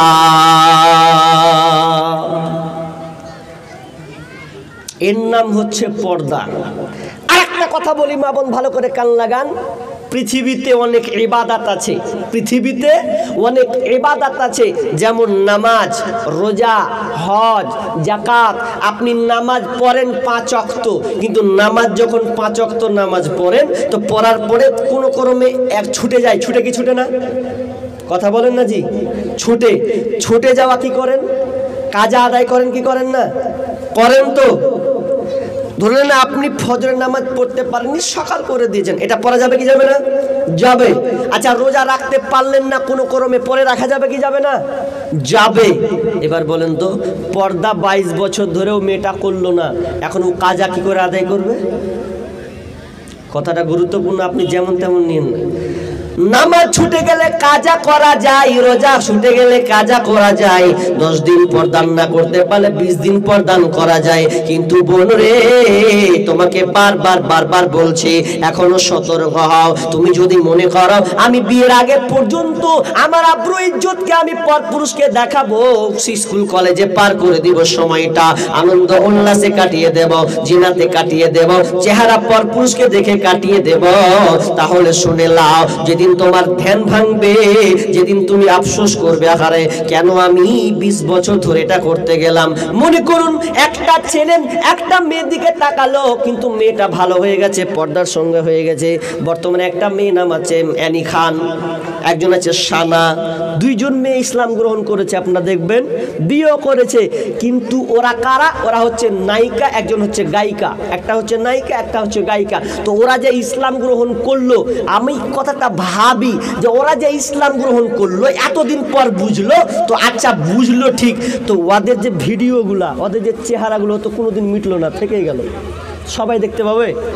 এখন ইসলাম গ্রহণ করলো, তো আগের যে 22 বছরের জিন্দেগি, 25 বছরের জিন্দেগি যে এই বেগানা হয়ে চলেছে, তো ওই ভিডিওগুলো তো এখনো আছে।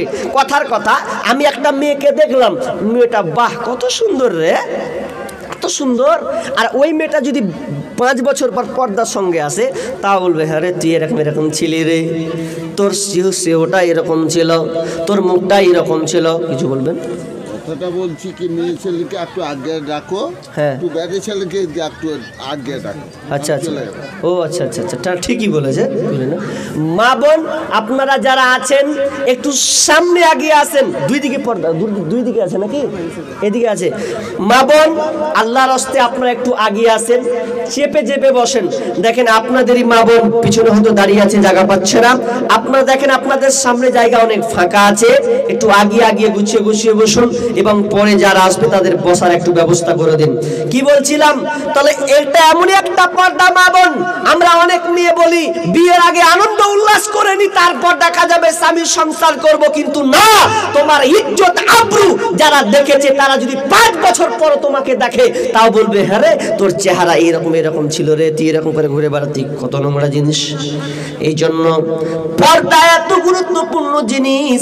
আজকের মা বোন আমরা পর্দা করতে শিখলাম না, পর্দা করতে শিখলাম না। হায় হায় হায়, আমরা পর্দার গর্দান পর্যন্ত উড়িয়ে দিয়েছি। আজকে বর্তমান যান্ত্রিক সভ্যতার যুগে, মডার্নিং যুগে তার একটা স্লোগান বের করেছে, আমাদের দেহ আমাদের মন, বাধা দিবে কেন অন্যজন, আমরা নারী আমরা স্বাধীন, আমরা স্বাধীন আমরা নারী, যা ইচ্ছা তা করতে পারি, স্বামীর কথা শুনবো না, ইসলামের কথা শুনবো না, বদ্ধ ঘরে থাকবো না, আমাদের দেহ আমাদের মন, বাধা দিবে কেন অন্যজন। আচ্ছা এই স্লোগানে ও টিকবে কয়দিন? ও জানলো না মেয়েদের মর্যাদা পর্দা দিয়ে তাদের ইজ্জতে আব্রু নষ্ট হয়েছে। আহা, আর একটা কথা বলি, মেয়ে ঢেকে রাখার বস্তু হাদিস আরো দুটো আছে, তবে এটা শেষ করে বিদায় নিব। কি বলছিলাম, মেয়ে হচ্ছে ঢেকে রাখার বস্তু, কিন্তু বর্তমান আজকে একটা ফ্যাশনে দাঁড়িয়েছে পর্দা। পর্দা একটা ফ্যাশন হয়েছে না হয়নি? কথা বলবেন আপনারা। পর্দা এখন বর্তমানে একটা ফ্যাশন হয়ে গেছে। কেমন ফ্যাশন? আজকালকের মা বোনের যে পর্দা গো, টাইট ফিট পর্দা, বরখা পড়ছে, পরে না? পড়ছে তো পড়ছে। আমি শামসিতে না হয় এবার না হলে 15 বার নেমেছি, শামসি স্টেশনে না হয় 15 বার নেমেছি এই বছর, গত বছর না, এই বছরের কথা বলছি।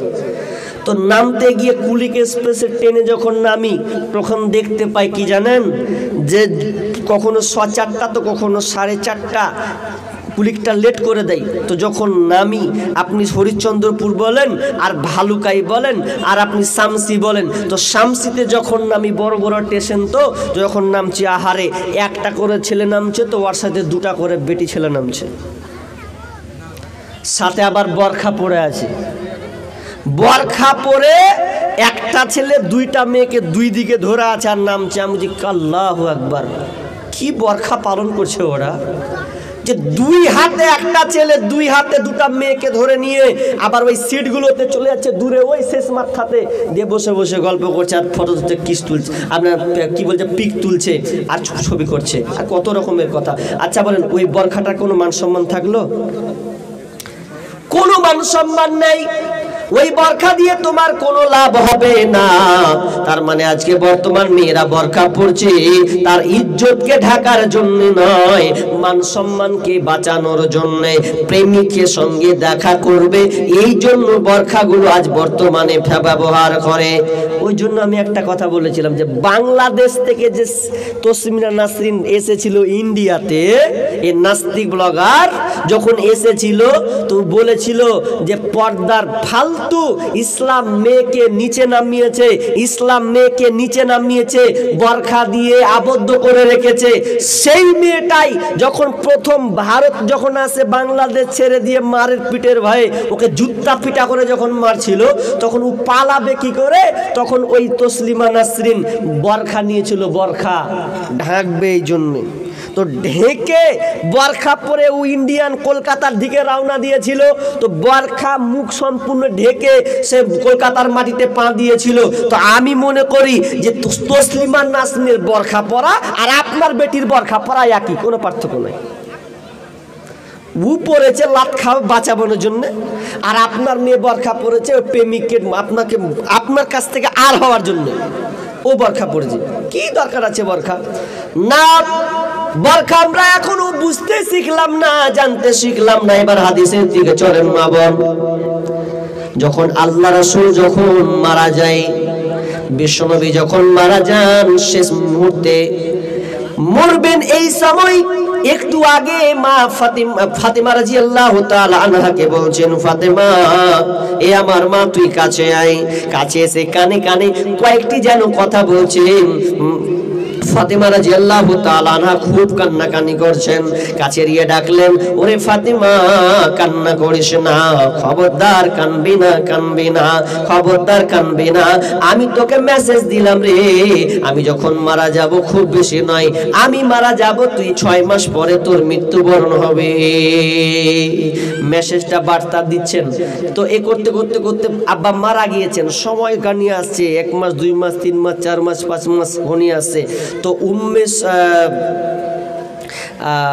তার নানি আসমা বিনতে উমাইস, তার নানি ফাতেমার নানি নাম হচ্ছে আসমা বিনতে উমাইস। তো আসমা বিনতে উমাইস একদিন বলছে, বুবু একটা হিজরতের গল্প বলবো, শুনবি? বলেন। কি হিজরতের গল্প? তোর আব্বার গল্প আমি তোকে শোনাবো। আব্বার গল্পটা এইরকম যে তোর আব্বা বিশ্বনবী মক্কা থেকে মদিনায় হিজরত করেছেন। কত কষ্টের উপরে কষ্ট, কি সেই একদম ভয়াবহ ঘটনা। বিশ্ব নবীকে তারা এত প্রহার করতো, এত মারতো, তার পিঠের উপরে ভুঁড়ি পর্যন্ত চাপাতো। শুধু তাই নয়, মাথাম চাদর দিয়ে, আপনার গামছা দিয়ে মাথা ঢেকে দিয়ে আছাড় মেরে দিত, এতটা নির্মম অত্যাচার চালাতো। আর এই আল্লাহর অর্ডারে মক্কা থেকে মদিনায় এসেছেন, এত কষ্ট এরকম সেই রকম। যখনই আসমা বিনতে উমাইস তার নানি ফাতেমাকে যখন এই কথাগুলো শোনাচ্ছেন, শুনতে শুনতে শুনতে এক পর্যায়ে ফাতেমার মনটা খুব খারাপ হয়ে গেছে, ভারাক্রান্ত মন হয়ে গেছে, আর শুনতে যেন ইচ্ছা হয় না, কেমন যেন টেনশনে পড়ে গেছে। আসমা বলছে, নানি রে, ওরে বুবু রে, কেন তুই হঠাৎ করে তোর মনটা কেন ভেঙে গেল, অন্যদিকে কেন তোর মন চলে গেল? তখন বলছে, নানি আর আমাকে ভালো লাগে না, আমার চোখ দিয়ে এখন পানি টপ টপ করে পড়ে। বলছে, কেন? আমি তো তোর আব্বার গল্প শোনাচ্ছিলাম, হঠাৎ করে কেন তোর চোখ দিয়ে পানি? তখন মা ফাতেমা রাদিয়াল্লাহু তাআলা বলছেন, বুবু রে, আমার আব্বা আমার কানে কানে বলে গেছে, ও বেটি রে, আমার 6 মাস পর তোর মৃত্যু হবে। এই জন্য তিনি কি করলেন? মৃত্যু হবে, আমার সময় কাছে এসেছে গো নানি, আমি আর বাঁচবো না, কয়টা দিন আছে। কিন্তু হঠাৎ করে আমার মনে পড়ে গেল, নানি আমি যে মারা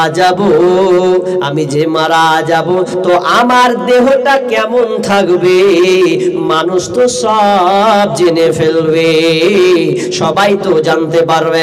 নানি আমি যেদিন মারা যাব, আমার ইজ্জতকে, আমার শরীরকে তো আমি ঢাকতে পারবো না, এটা তো কখনোই সম্ভব নয়।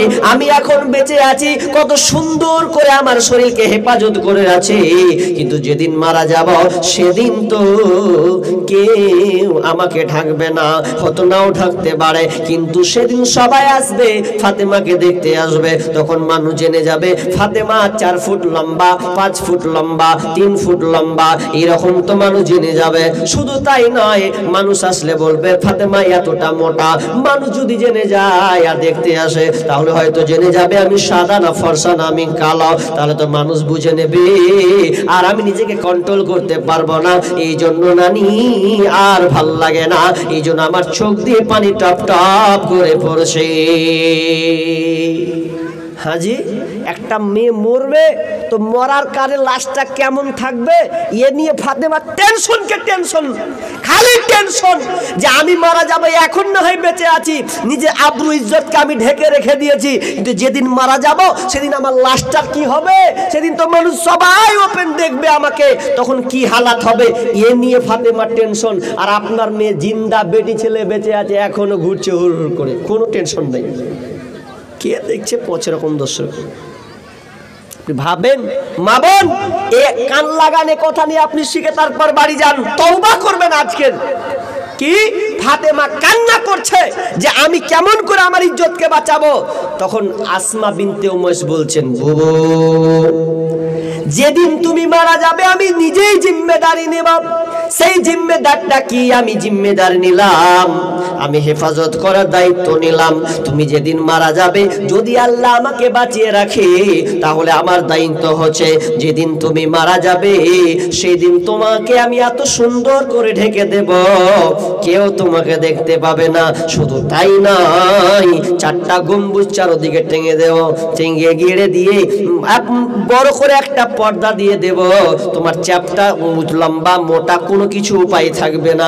এখনো দেখবেন ছেলে আর মেয়েদের পার্থক্য করার জন্য আরবে এখনো দেখতে পাবেন মেয়েদেরকে যখন লাশ বের করানো হয় তখন বড় পর্দা দিয়ে 4 কোণা দিয়ে সম্পূর্ণ ঢেকে রেখে দেওয়া হয় যাতে কোনোভাবে বোঝা না যায়। তো আসমা বিনতে উমাইস ওই রকম করে 4টা গম্বুজ দিয়ে, ওরে বুবু রে আর কান্না করিস না, আমি তোকে 4টা গম্বুজ দিয়ে এমন ভাবে পুঁতে দেব কেউ তোকে বুঝতে পারবে না। যখন এই কথা বলা তখন হাসি হাসি মুখে বলছেন, ওগো বুবু, ও আমার নানি, আল্লাহ যেন আপনাকে এই রকমই হেফাজত করে।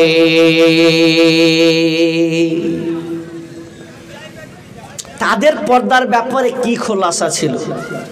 আর আজকে বর্তমান মেয়েদের কি ব্যাপার, এটা কি যা কেমন কি বুঝতে পারি না, সব লিবেন নাকি? হ্যাঁ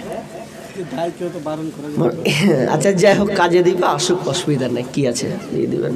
তো কি বলছিলাম যে এ পর্দা আজকে আমরা পরিবেশটাকে এমন ভাবে অনুকূলে রেখেছি, সমাজটাকে এত রসাতলে নিয়ে চলে গেছি।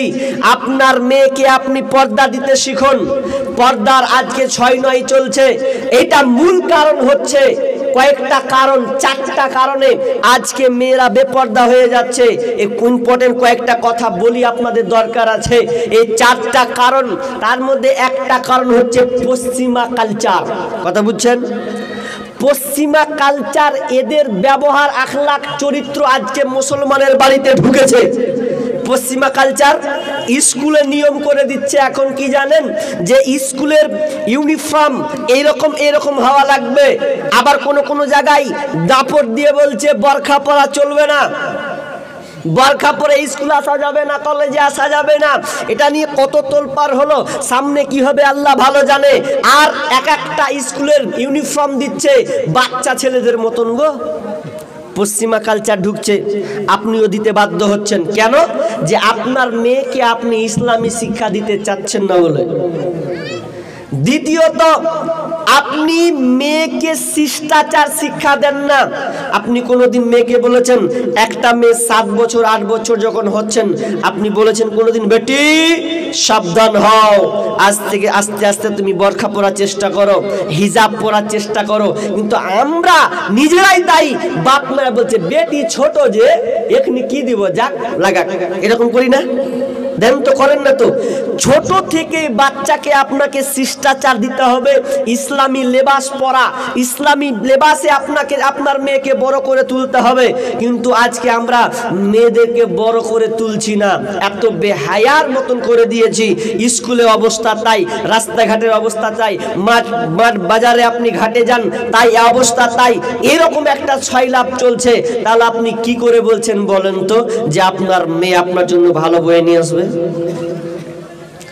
আজকে আমরা বর্তমান চিন্তা করি মেয়েকে ডাক্তার কিভাবে বানাবো, আমার মেয়েকে আমি মাস্টারনি কিভাবে বানাবো, এ নিয়ে চিন্তা করি। কিন্তু আপনার মেয়ে যে বেহায়ার মতন একটা পোশাক পরে, আপনি একবারও বলেন না এমন একটা পোশাক আপনার মেয়ে পরে বাংলাদেশের বর্ডার মতন হয়ে গেছে। বর্ডার যদি বাংলাদেশ থাকে তো এখান থেকে দেখা যাবে যে হ্যাঁ ওটা বাংলাদেশ। তো আপনার মেয়ের পোশাক হয়েছে বাংলাদেশের বর্ডারের মতন, বোঝা যাচ্ছে যে কি পড়ে আছে। তওবা করুন। এবার মেয়েদের ব্যাপারে একটা হাদিস পড়েছি, ওই হাদিসটা তর্জমা করব। টাইম কতক্ষণ চলবে নাকি? আর 15 মিনিট। 10টা 15, আমাকে 10টা কইলে এটা 15 হয়ে গেল। আর আমার কাছে ঘড়ি টড়ি নেই, কিছু বুঝতেও পারি না। 15 মিনিট এখনো আছে তাহলে নাকি? সময় 10টা 15। 10টা 15। এখন কটা বাজে? এখন আপনার হলো 52। আছি কমেন্ট দেখি নাকি? চলেন, কি বলছিলাম মা বোন, এবার আপনারা কান লাগান ভালো করে। ভালো করে কান লাগান। যদি আপনার বেপর্দার সঙ্গে আপনি বের হন, তাহলে আপনি যদি বেগানা নারীকে পুরুষকে আর আকৃষ্ট করেন, তাহলে আপনাদের হালাত কি হবে? একটা হাদিস বলবো, পেলে সুযোগ পেলে আরেকটা আপনাদের বলবো। প্রথম হাদিস যেটা পড়েছি, হাদিসটা কি আর মেয়েরা কি জিনিস, এই হাদিসটা আগে ছোট্ট করে বলে দিই। মেয়েরা ভাবছে সংসার করে করে করে খালি বাড়ির ভেতরে ভেতরে ভেতরে, তো ভেতরে না, প্রয়োজন আপনি যেতে পারবেন। আল্লাহ তাআলা বলেছেন তো, বিসমিল্লাহির রহমানির রহিম, ওয়াকরনা ফি বুয়ুতিকুন্না ওয়ালা তাবাররাজনা তাবাররুজাল জাহিলিয়াতিল উলা। আল্লাহ সুবহানাহু ওয়া তাআলা বলেন, ওয়াকরনা ফি বুয়ুতিকুন্না, খবরদার তোমরা বাড়ি থেকে বের হবে না। কাদের মতন? তো জাহিলিয়াতের মেয়েদের মতন তোমরা ঘর থেকে বের হবে না। নিজেকে পথ প্রদর্শন করিও না, পরপুরুষকে তোমরা পথ প্রদর্শন করে তোমরা সাজসজ্জা করে তোমরা বের হবে না। মুফাসসিরগণ বলছেন, এর আয়াতের অনেকই ব্যাখ্যা নিয়ে এসেছেন। তার মানে প্রয়োজন খাতিরেও যেতে পারবেন। এই আয়াতটা কখন নাজিল হলো? এই আয়াতটা কখন নাজিল হলো? একজন নবীর বিবি যখন বাড়ি থেকে বের হয়েছেন, কোনো কারণে কোনো জায়গা গিয়েছেন, তার যখন জানতে পারলেন, বাড়ি যখন ঢুকলেন, তখন বলছেন, ইয়া রাসূলুল্লাহ, আমি আমার প্রয়োজনে আমি বাড়ি থেকে বের হয়েছিলাম, এই জিনিসটা দরকার ছিল বলেন। উমার বলছে যে আমি যে তোমাকে রাস্তার মধ্যে দেখলাম। এরপরে অন্য তাফসীর ইবনে কাসির এই ব্যাখ্যা করছেন, বিশ্বনবী ওই সময়তে তিনি বসে মাংস খাচ্ছেন, আপনার হাড্ডি নিয়ে আছেন। এমন সময় ওই বেবি বলছেন, স্বামী আমার, আমি প্রয়োজনে একটা জায়গা গিয়েছিলাম, আমার প্রয়োজন খাতিরে যেতে হয়েছে। তো ওই সময় আল্লাহ সুবহানাহু ওয়া তাআলা এই আয়াতটা নাযিল করলেন, ওয়াকরনা ফি বুয়ুতিকুন্না ওয়ালা তাবাররাজনা তাবাররুজাল জাহিলিয়াতিল উলা। তার মানে বলতে চাচ্ছে, প্রয়োজন কারণে একটা মেয়ে ঘর থেকে বের হতে পারে। তবে শুনে নাও মা বোন, তোমাকে ভালো করে বলি, মা আয়েশা নিজে বর্ণনা করছেন, ফাইন্নাহু জিহাদুন কোন, মা আয়েশা নিজে বর্ণনা করছেন, আলাইকুন্না ফিল বাইতে ফাইন্নাহু জিহাদুন কোন। মা আয়েশা বর্ণনা করছেন যে মেয়েদের কাজ, ওরা যদি স্বামীর সংসারকে দেখভাল করে রাখে, স্বামীর সংসারকে দেখভাল করে রাখে, তাহলে তারা জিহাদ সমপরিমাণ তারা সওয়াব পাবে। জিহাদ করার সওয়াব, জিহাদের যে নেকিটা, এই সওয়াবটা এই নেকিটা ওই মেয়েদেরকে দেওয়া হবে। কাদেরকে? যারা বাড়িতে ভালো করে স্বামীর সুন্দর করে দেখভাল করতে পারবে। এই সম্মান, এই মর্যাদা, এই সওয়াবটা ওই মেয়েরা পাবে। তাহলে কত আপনারা ধন্য গো। জি, মেয়েরা ধন্য, স্বামীর সংসারকে আগলে রাখবে। তবে আমি বলছি না যে মেয়ে ঘর থেকে বের হতে পাবে না।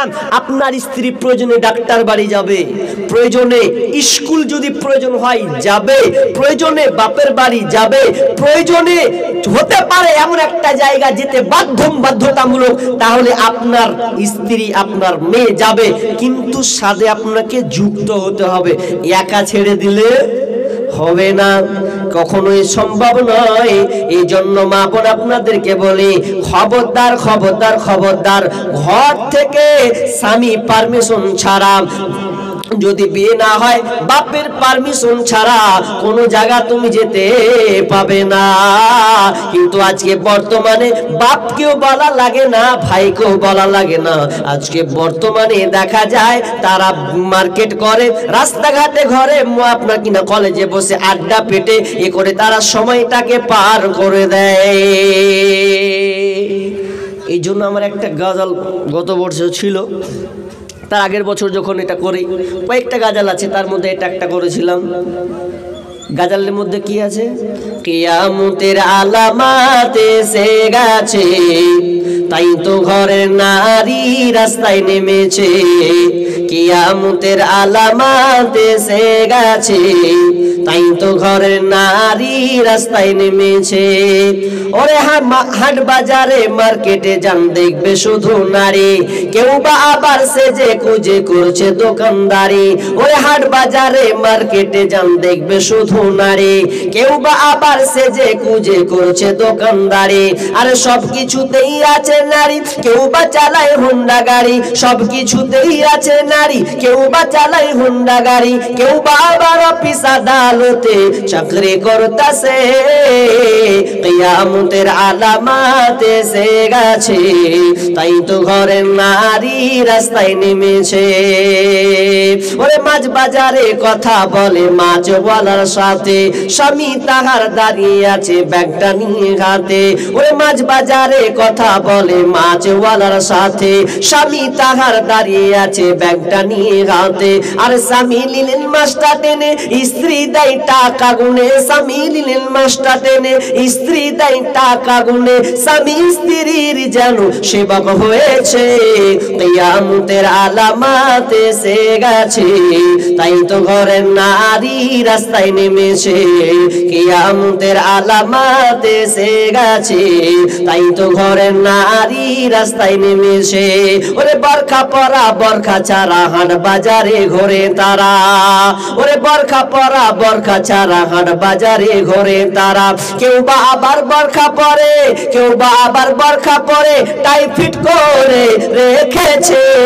কিয়ামতের আলামাত এসে গেছে, তাই তো ঘরের নারী রাস্তায় নেমেছে। ওরে নারী রূপে নারী বসাই কলঙ্কেরই দাগ, কারণ তারা চলতে চায় সমান করে ভাগ।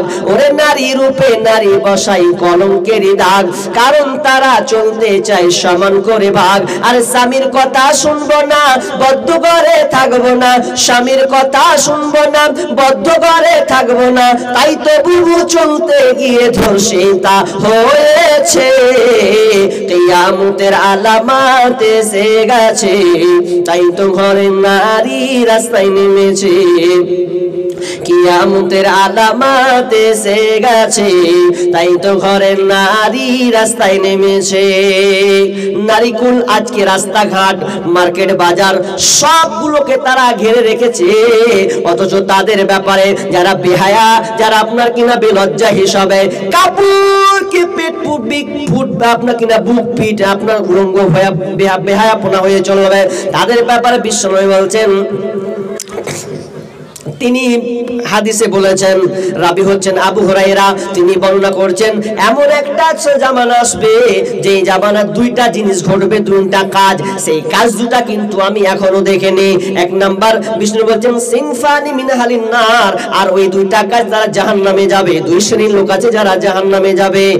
সিনফানি মিন আহলিন নারি লাম আরাহুমা কওমুন মাহুম সিয়াতুন কাজনাবিল বাকার, যাদের মতন গরুর লেজের মতন চাবুক থাকবে, তারা মানুষকে প্রহার করবে, নির্দোষীদেরকে তারা মারবে, প্রহার করবে। এমন একটা সময় আসবে ওই জালেম শাসক আমি আমার চোখের সামনে দেখিনি, ওটা আমি দেখতে পাবো না। এরপরে একটা, তারপরে দ্বিতীয় নম্বর শ্রেণীর লোক হচ্ছে নিসাউন কাসিয়াতুন আরিয়াতুন মুমিলাতুন মাইলাতুন। বিষ্ণু বলছেন নিসাউন এক প্রকার মহিলা হয়ে মহিলা আসবে, কাসিয়াতুন তারাও আপনার কিনা পোশাক পরবে, উলঙ্গ পোশাক। নিসাউন কাসিয়াতুন আরিয়াতুন, তারা উলঙ্গ পোশাক পরবেন। নিসাউন কাসিয়াতুন আরিয়াতুন মুমিলাতুন মাইলাতুন, তারা নিজেরা পুরুষকে আকৃষ্ট করবে, পুরুষদেরকে আকৃষ্ট করবে, নিজেরাও পুরুষের দিকে আকৃষ্ট হবে, এমন একটা পোশাক তারা পরবে, উলঙ্গ পোশাক তারা পরবে। উলঙ্গ পোশাক বুঝেননি আপনি? উলঙ্গ পোশাক মানে পুরো কেমন থাকবে? একটা 9 বা 10 একটা বই পড়ছিলাম, রাজা হে তোর কাপড় কোথায়, এরকম পড়েছেন কেউ এই কবিতাটা? তো রাজা কাপড় পরে এমন পাতলা কাপড় পরে আছে, তো পাতলা কাপড়ে সারা সবই বুঝা যাচ্ছে। তো কেউ প্রতিবাদ করতে পারে না, ভয় করছে রাজা যে প্রতিবাদ যদি করে তারই শাস্তি হবে, কেউ কিছু বলতে পারছে না। তখন একটা ছেলে তখন সাহস করে বলেছিল, রাজা তোর কাপড় কোথায়? পাতলা এমন কাপড় পরেছে, ভেতরে সব অংশ বোঝা যাচ্ছে, কেউ ঠেকাতে পারে না। তো আপনার বিবির, আপনার মেয়ের পোশাক, উলঙ্গ পোশাক বুঝেননি? ওই যে আপনার মেয়ে রাস্তায় চলছে, বসে আছে, দেখেন পিঠে, আপনার বিবির পিঠে কাপড় নাই, বুকে ঠিক মতন কাপড় নাই, ছোট একটা ব্লাউজ পরে আছে, শাড়ি পরে আছে, ওটা হচ্ছে উলঙ্গ পোশাক। ওর নাম হচ্ছে উলঙ্গ পোশাক। আপনি উলঙ্গ পোশাক চিনতে পারেননি? যেই পোশাকটা পরে পুরুষরা আকৃষ্ট হয়ে যায়। আবার কত মেয়ে আছে কেমন কেমন করে, দেখবেন অনেক মেয়ে আছে যে এটিকে পটাতে হবে। মেয়েরা পর্যন্ত শিখে নিয়েছে যে এই ছেলেটিকে পটাতে হবে, নাম্বারটা লে না, ওরাও আকৃষ্ট করছে। ই তো ছেলে বদমাস তো লিবে ঘুরিয়ে ওরাও আকৃষ্ট হয়ে যাচ্ছে যে এই ছেলেটার বাড়ি কোথায়, একে ধর একবার, মানে ও আকৃষ্ট করছে, নিজেও আকৃষ্ট হচ্ছে। এইরকম একটা ফিতনা যুগ আজকে বর্তমানে দেখা যাচ্ছে। তো এই পোশাকগুলোকে আপনার মেয়ে পরে না? আহা হা হা। ওই 6 বছর আগে মসজিদে যখন থাকতাম, এই 5 বছর ছাড়া হলো মসজিদ, তা মসজিদে যদি থেকেছি, আল্লাহু আকবার, হাইরে মেয়েদের পোশাক আপনারাই কিনে দিচ্ছেন ওই বাজারের পোশাকগুলা। একটা মেয়েকে দেখছি এমন পোশাক পরেছে, আল্লাহ, নিহাঙ্গা পোশাক, বুঝেন নিহাঙ্গা? এ নিহাঙ্গা পোশাক মানে কি, তল দিক ছেঁচড়াবে আর এদিক টাইট থাকবে, নিচের দিক মানে কি বলে ওটাকে, ঢোল্লা হবে। তো এতটা নিচে গেছে, তো আর হাঁটার ক্যাপাসিটি, আল্লাহু আকবার। আপনি নকল যদি করেন তো আপনি হেসে মরে যাবেন। রাস্তা দিয়ে বিয়ে খেতে যাচ্ছে একটা, মানে বিয়ে খেতে যাচ্ছে ও, তো বিয়ে খেতে যাচ্ছে, আমি মসজিদের গেটে দাঁড়িয়ে আছি, আমিও রেডি হচ্ছি। তো এমন সময় ওই মেয়েটা কালো নিহাঙ্গা পোশাক পরে আছে, হায়রে হাঁটার ঢং। ও যখন হাঁটছে, আরও 2টা বেটি ছেলে আছে, কত কি মেখেছে, চুলকে উড়িয়েছে, শ্যাম্পু দিয়ে মাখিয়েছে। এরপরে যখন ও হাঁটছে, তো ভালো করে দেখেন, এ হাতেও ওর এই জাঙের এই দুখানটা ধরে আছে, হাঁটছে তো একবারে, আল্লাহু আকবার। পুরুষ এমনিতে আকৃষ্ট হয়ে যাবে জি। ও যখন হাঁটছে তখন একবার এদিকে যেছে, একবার এদিকে যেছে, এরকম এরকম এরকম এইভাবে হাঁটছে। তারপর কোমরে লাত দিবে না কেউ? এটা কোনো হাঁটার ঢং হলো? এই রকম করে আজকে মেয়েরা হাঁটছে, তার মানে কি, এটা হচ্ছে এক ধরনের উলঙ্গ পোশাক। এই জন্য বিষ্ণু বলছেন, রুসুহুন্না কাসনিমাতিল বুখতিল মাইলা। শুধু তাই নয়, ওই মেয়েরা চুলের ভেনিকে কুজের উটের মতন করবে। দেখবেন অনেক মেয়েরা খোপা বাঁধে, উঁচু উঁচু করে বাঁধে, কি বাঁধে না, এইভাবে উঁচু খোপা বাঁধবে। বিষ্ণু বলছে লা ইয়াদখুলুনাল জান্নাতা, ওই মেয়েরা কোনোদিন জান্নাতে যাবে না। লা ইয়াদখুলুনাল জান্নাতা ওয়ালা ইয়াজিদনা রিহাহা, তারা জান্নাত তো যাবে না, জান্নাতের সুগন্ধ, জান্নাতের সেন্ট পর্যন্ত পাবে না। ওই মেয়েরা কোনোদিন জান্নাতের সেন্ট পর্যন্ত পাবে না। জান্নাত এত দূর পর্যন্ত ছড়িয়ে পড়ে, ইন্না রিহাহা লা ইউজাদু মিন মাসিরাতি কাদা ওয়া কাদা। অথচ ওই জান্নাতের সেন্ট, জান্নাতের আতর অনেক দূর পর্যন্ত ছিটিয়ে পড়ে। কোন হাদিসে আছে 1 বছর ধরে যদি একটা দ্রুত ঘোড়াগামী ঘোড়াকে ছেড়ে দেওয়া হয়, অত দূর, যত দূর পর্যন্ত যাবে 1 বছর ধরে, তত দূর পর্যন্ত জান্নাতের সেন্ট ছড়বে। কিন্তু হতভাগা ওই মেয়ে, ওই নারী কোনোদিন জান্নাতে যাবে না। ওই নারী কোনোদিন জান্নাতে যাবে না যেই নারী নিজে পোশাক, উলঙ্গ পোশাক পরে পুরুষদেরকে আকৃষ্ট করেছে।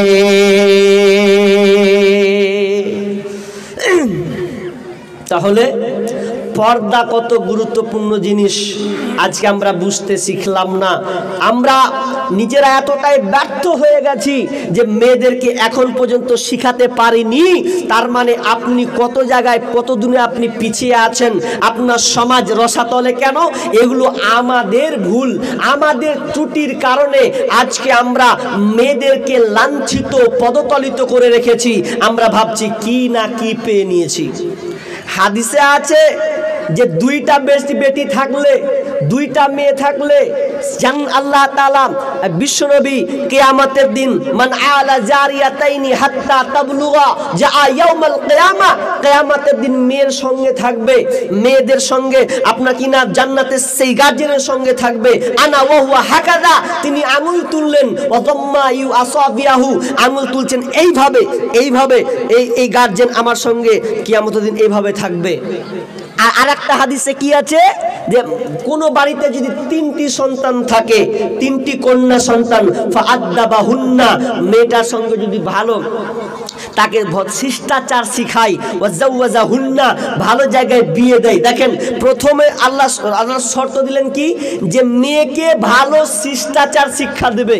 আচ্ছা বলেন তো, আপনার মেয়েকে আপনি ভালো শিষ্টাচার শিক্ষা দিয়েছেন? না তো। আপনার মেয়েকে তো আপনি ভালো শিষ্টাচার শিক্ষা দেননি। যদি আপনার মেয়েকে আপনি ভালো শিষ্টাচার শিক্ষা না দেন তাহলে মনে করিয়েন না যে আমার 3টা বেটি জান্নাতে চলে যাব, অত সহজ নয়। আপনি বর্তমানে দেখেন মেয়েদেরকে, আর একটা কথা বলি, আমার থিওরি, আমার জ্ঞান থেকে বলছি আপনাদের, খবরদার আপনার মেয়েকে মানুষ করছেন করেন, মানুষ করতে গিয়ে আমি একটা কথা বলবো, আপনার মেয়ের হাতে মোবাইল দিন না, অন্তত অফ রাখেন। কেন? হ্যাঁ, কারণ মোবাইল আজকে সবচাইতে বেশি মারাত্মক ক্ষতি করেছে। যত লাভজনক তার চেয়ে ক্ষতিজনক সবচাইতে বেশি। আপনি বুঝতে শিখেননি। মোবাইল যারা আবিষ্কার করেছে, ভালো করে কান লাগান, দুই একটা কথা বলি, মোবাইল যারা আবিষ্কার করেছে তাদের একটা নিয়ম আছে, ওরা 18 বছর না হলে ছেলে মেয়েদেরকে মোবাইল দেয় না। যারা আবিষ্কার করেছে, যারা তৈরি করেছে তাদের কথা বলছি। আর আমরা তো তৈরি করা তাদের জিনিস পাচ্ছি, আমরা মেয়েদেরকে 8 বছর 9 বছর 10 বছর মেয়েকে আমরা মোবাইল দিচ্ছি না। মাধ্যমিক হতে গেলে মোবাইল লাগে না?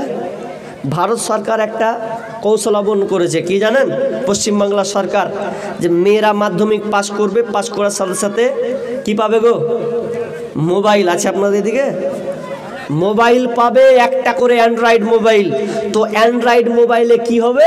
তো অ্যান্ড্রয়েড মোবাইলে অনলাইন ক্লাস হবে। আল্লাহর কসম বলেন তো, অনলাইনে মোবাইলে কি অনলাইন ক্লাস হবে? ছি ছি ছি, অনলাইন ক্লাস হবে না যে বাবজি। আপনার মেয়ের অনলাইন তো দূরে থাক, ওটা বাদ রাখেন, অনলাইন প্রেম ছাড়া কিছু হবে না।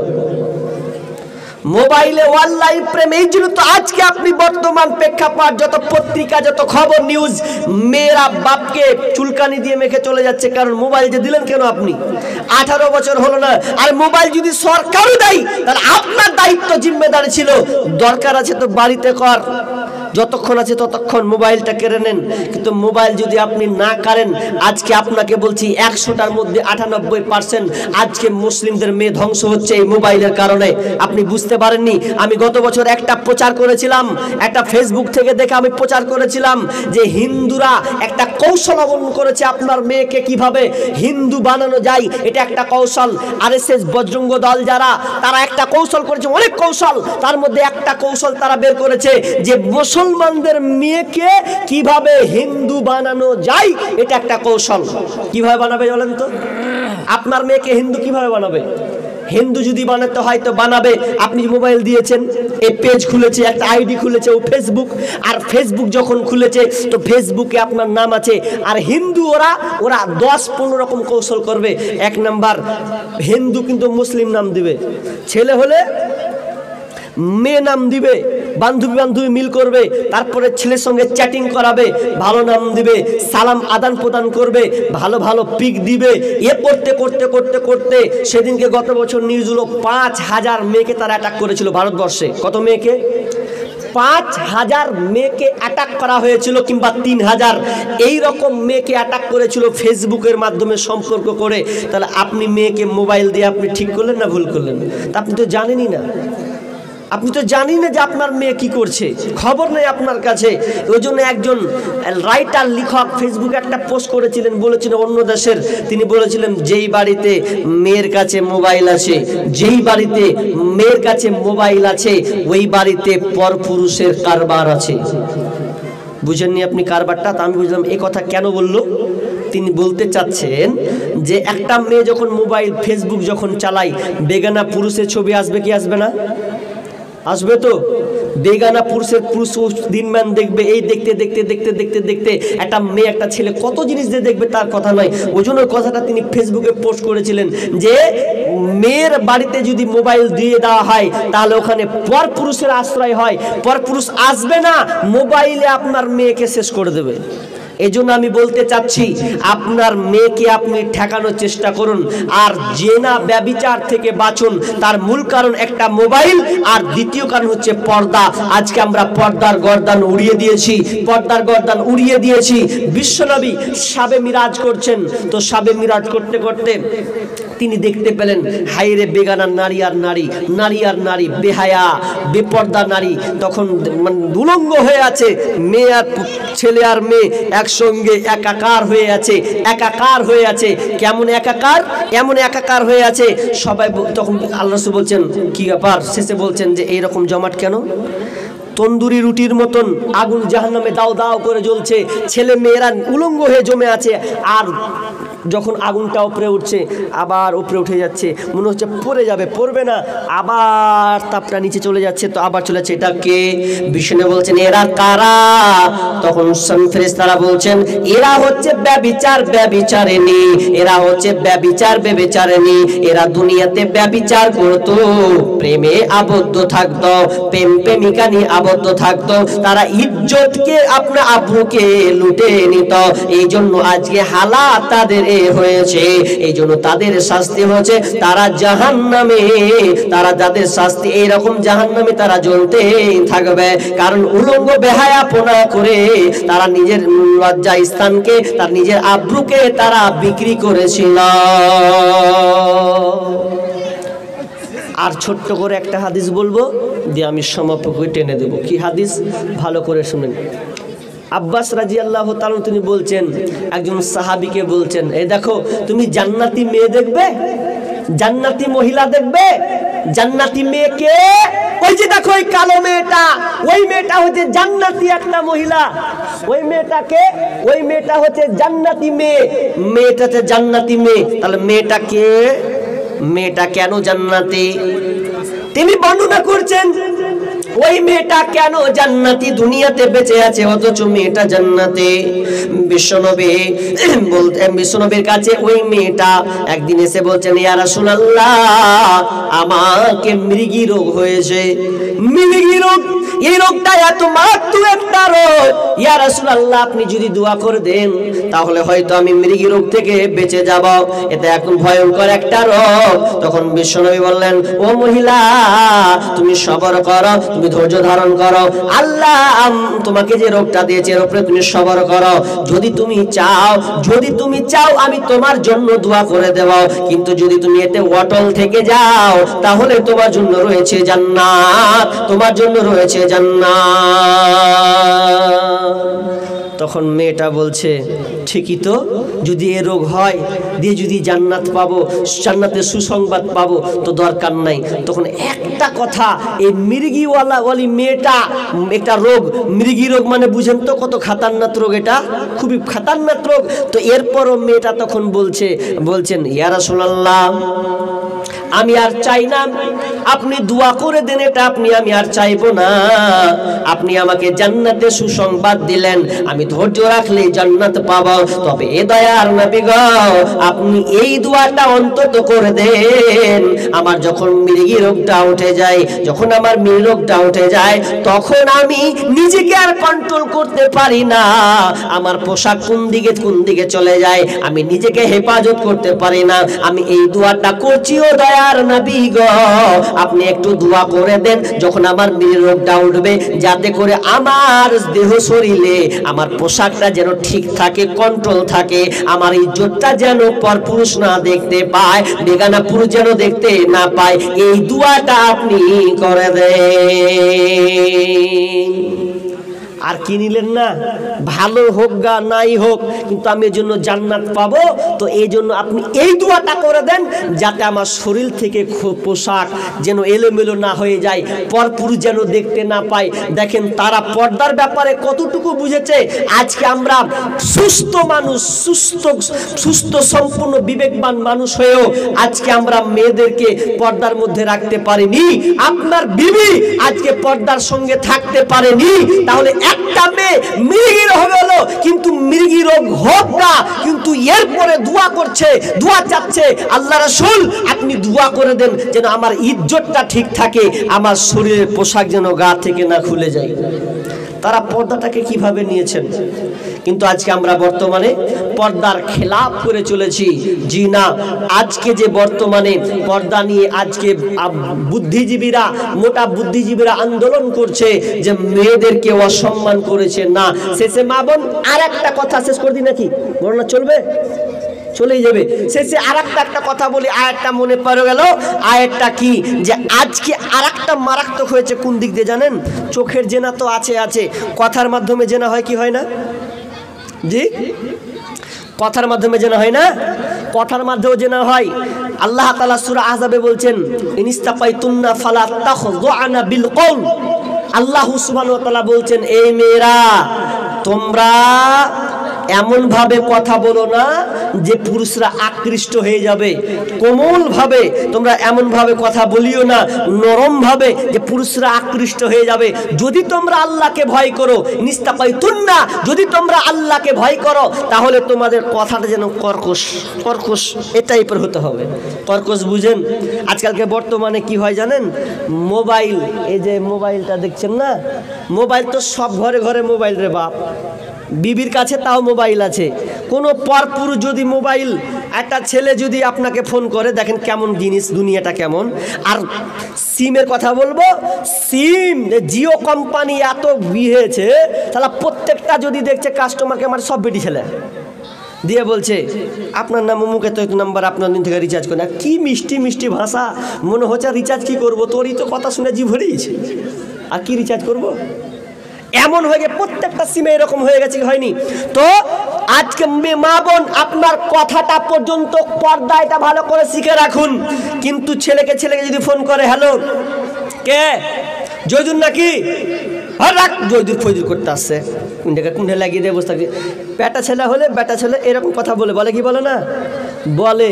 কিন্তু যদি বেটি ছেলে হয়, বেটি ছেলে যদি বলে যে জয়দুর নাকি, বলছেন না না কে বলছেন, কোথায় লাগিয়েছেন, তখন আবার মিষ্টি মিষ্টি শুরু হয়ে গেল যে কোথা থেকে লাগিয়েছেন।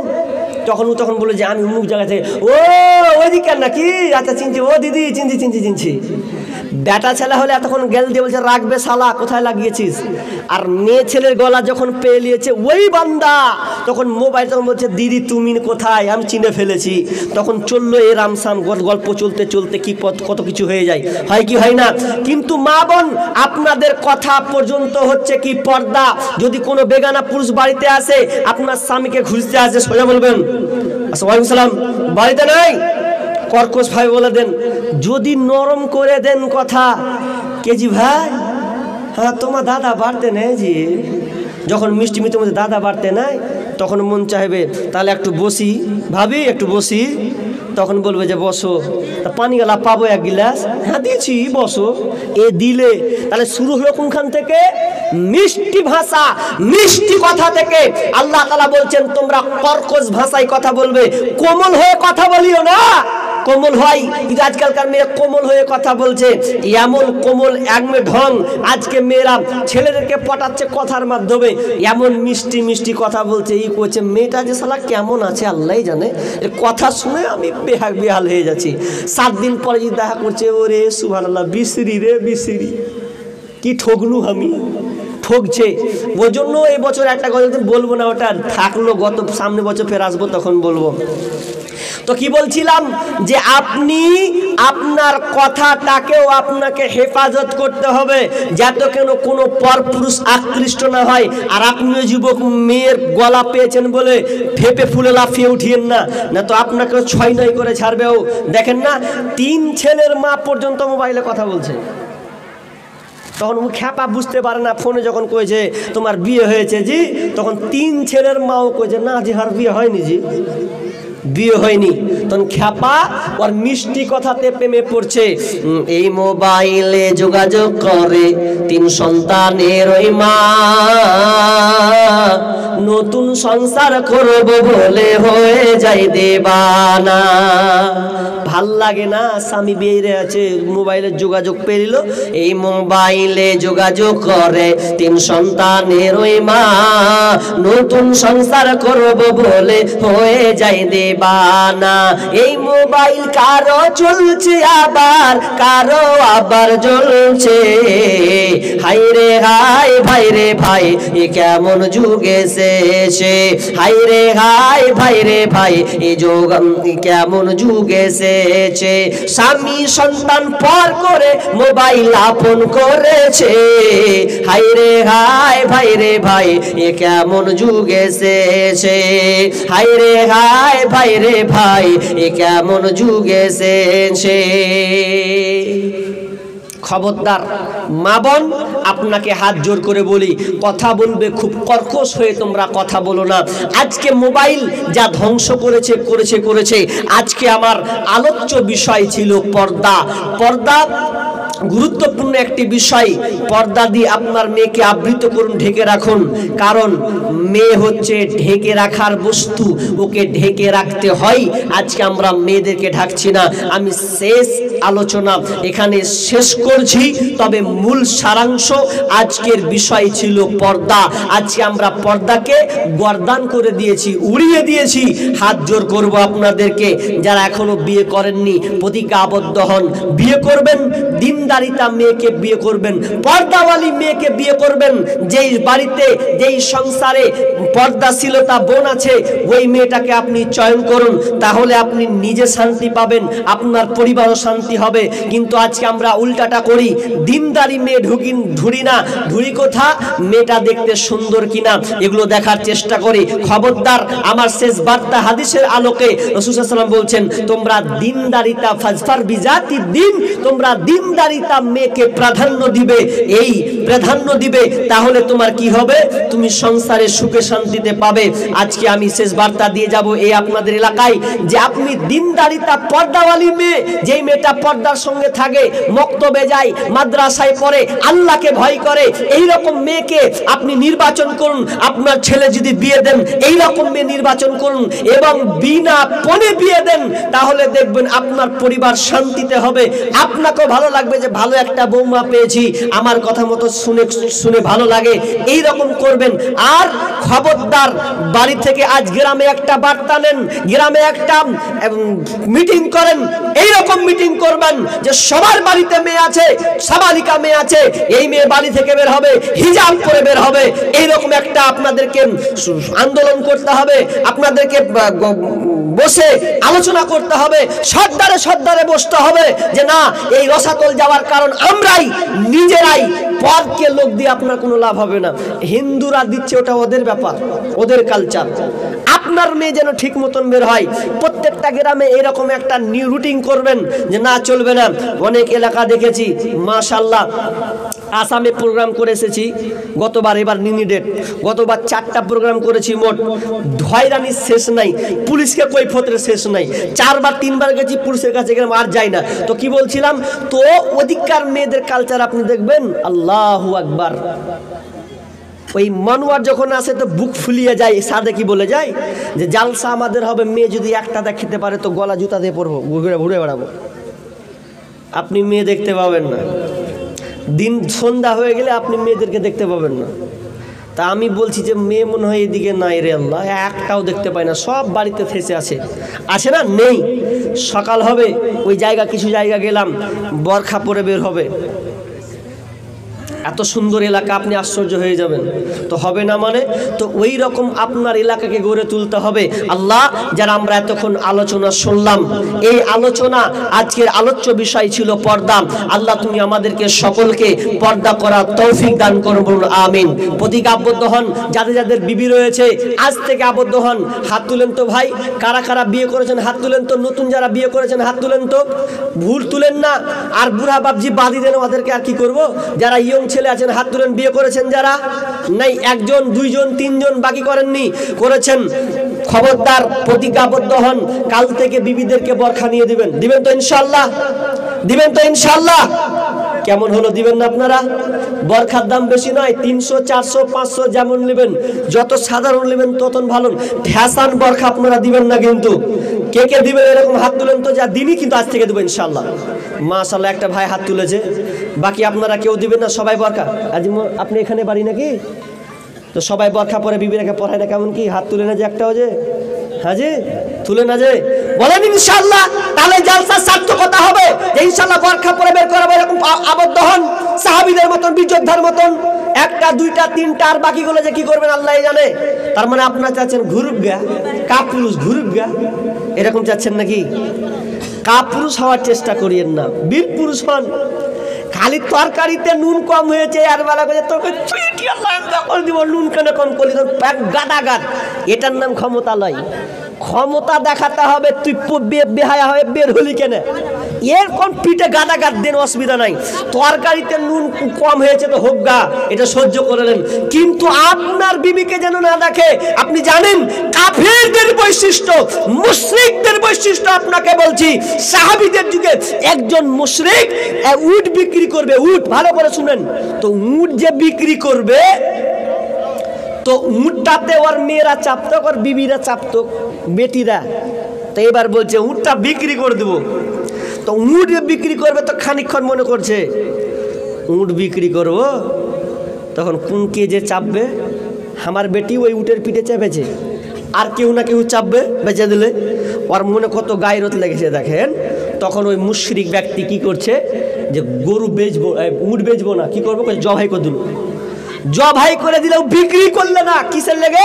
যে আমার বেটি এই উটের পিঠে চেপেছে, তো আর একটা ছেলে চাপবে কি চাপবে না? যে চাপতে পারে, ও কিনে যেমন সে করতে পারে।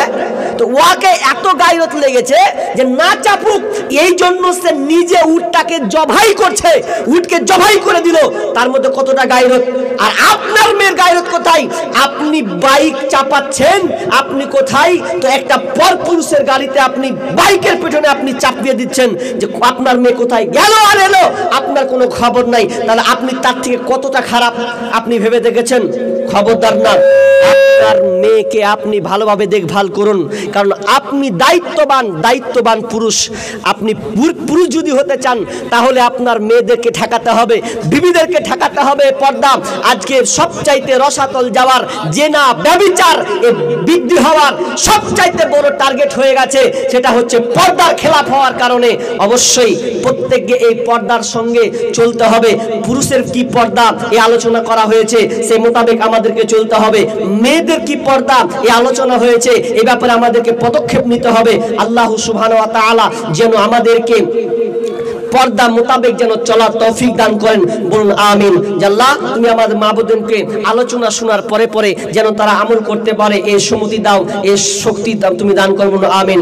আল্লাহ যারা আমরা এতক্ষণ শুনলাম, আল্লাহ তুমি আমাদেরকে কোরআন ও সহিহ হাদিস আলোকে মেনে চলার তৌফিক দান করুন, বলুন আমিন। এ বলে আমার আজকের আলোচনা এখানে সমাপ্তি টানছি। ওয়া মা আলাইনা ইল্লাল বালাগ। আসসালামু আলাইকুম।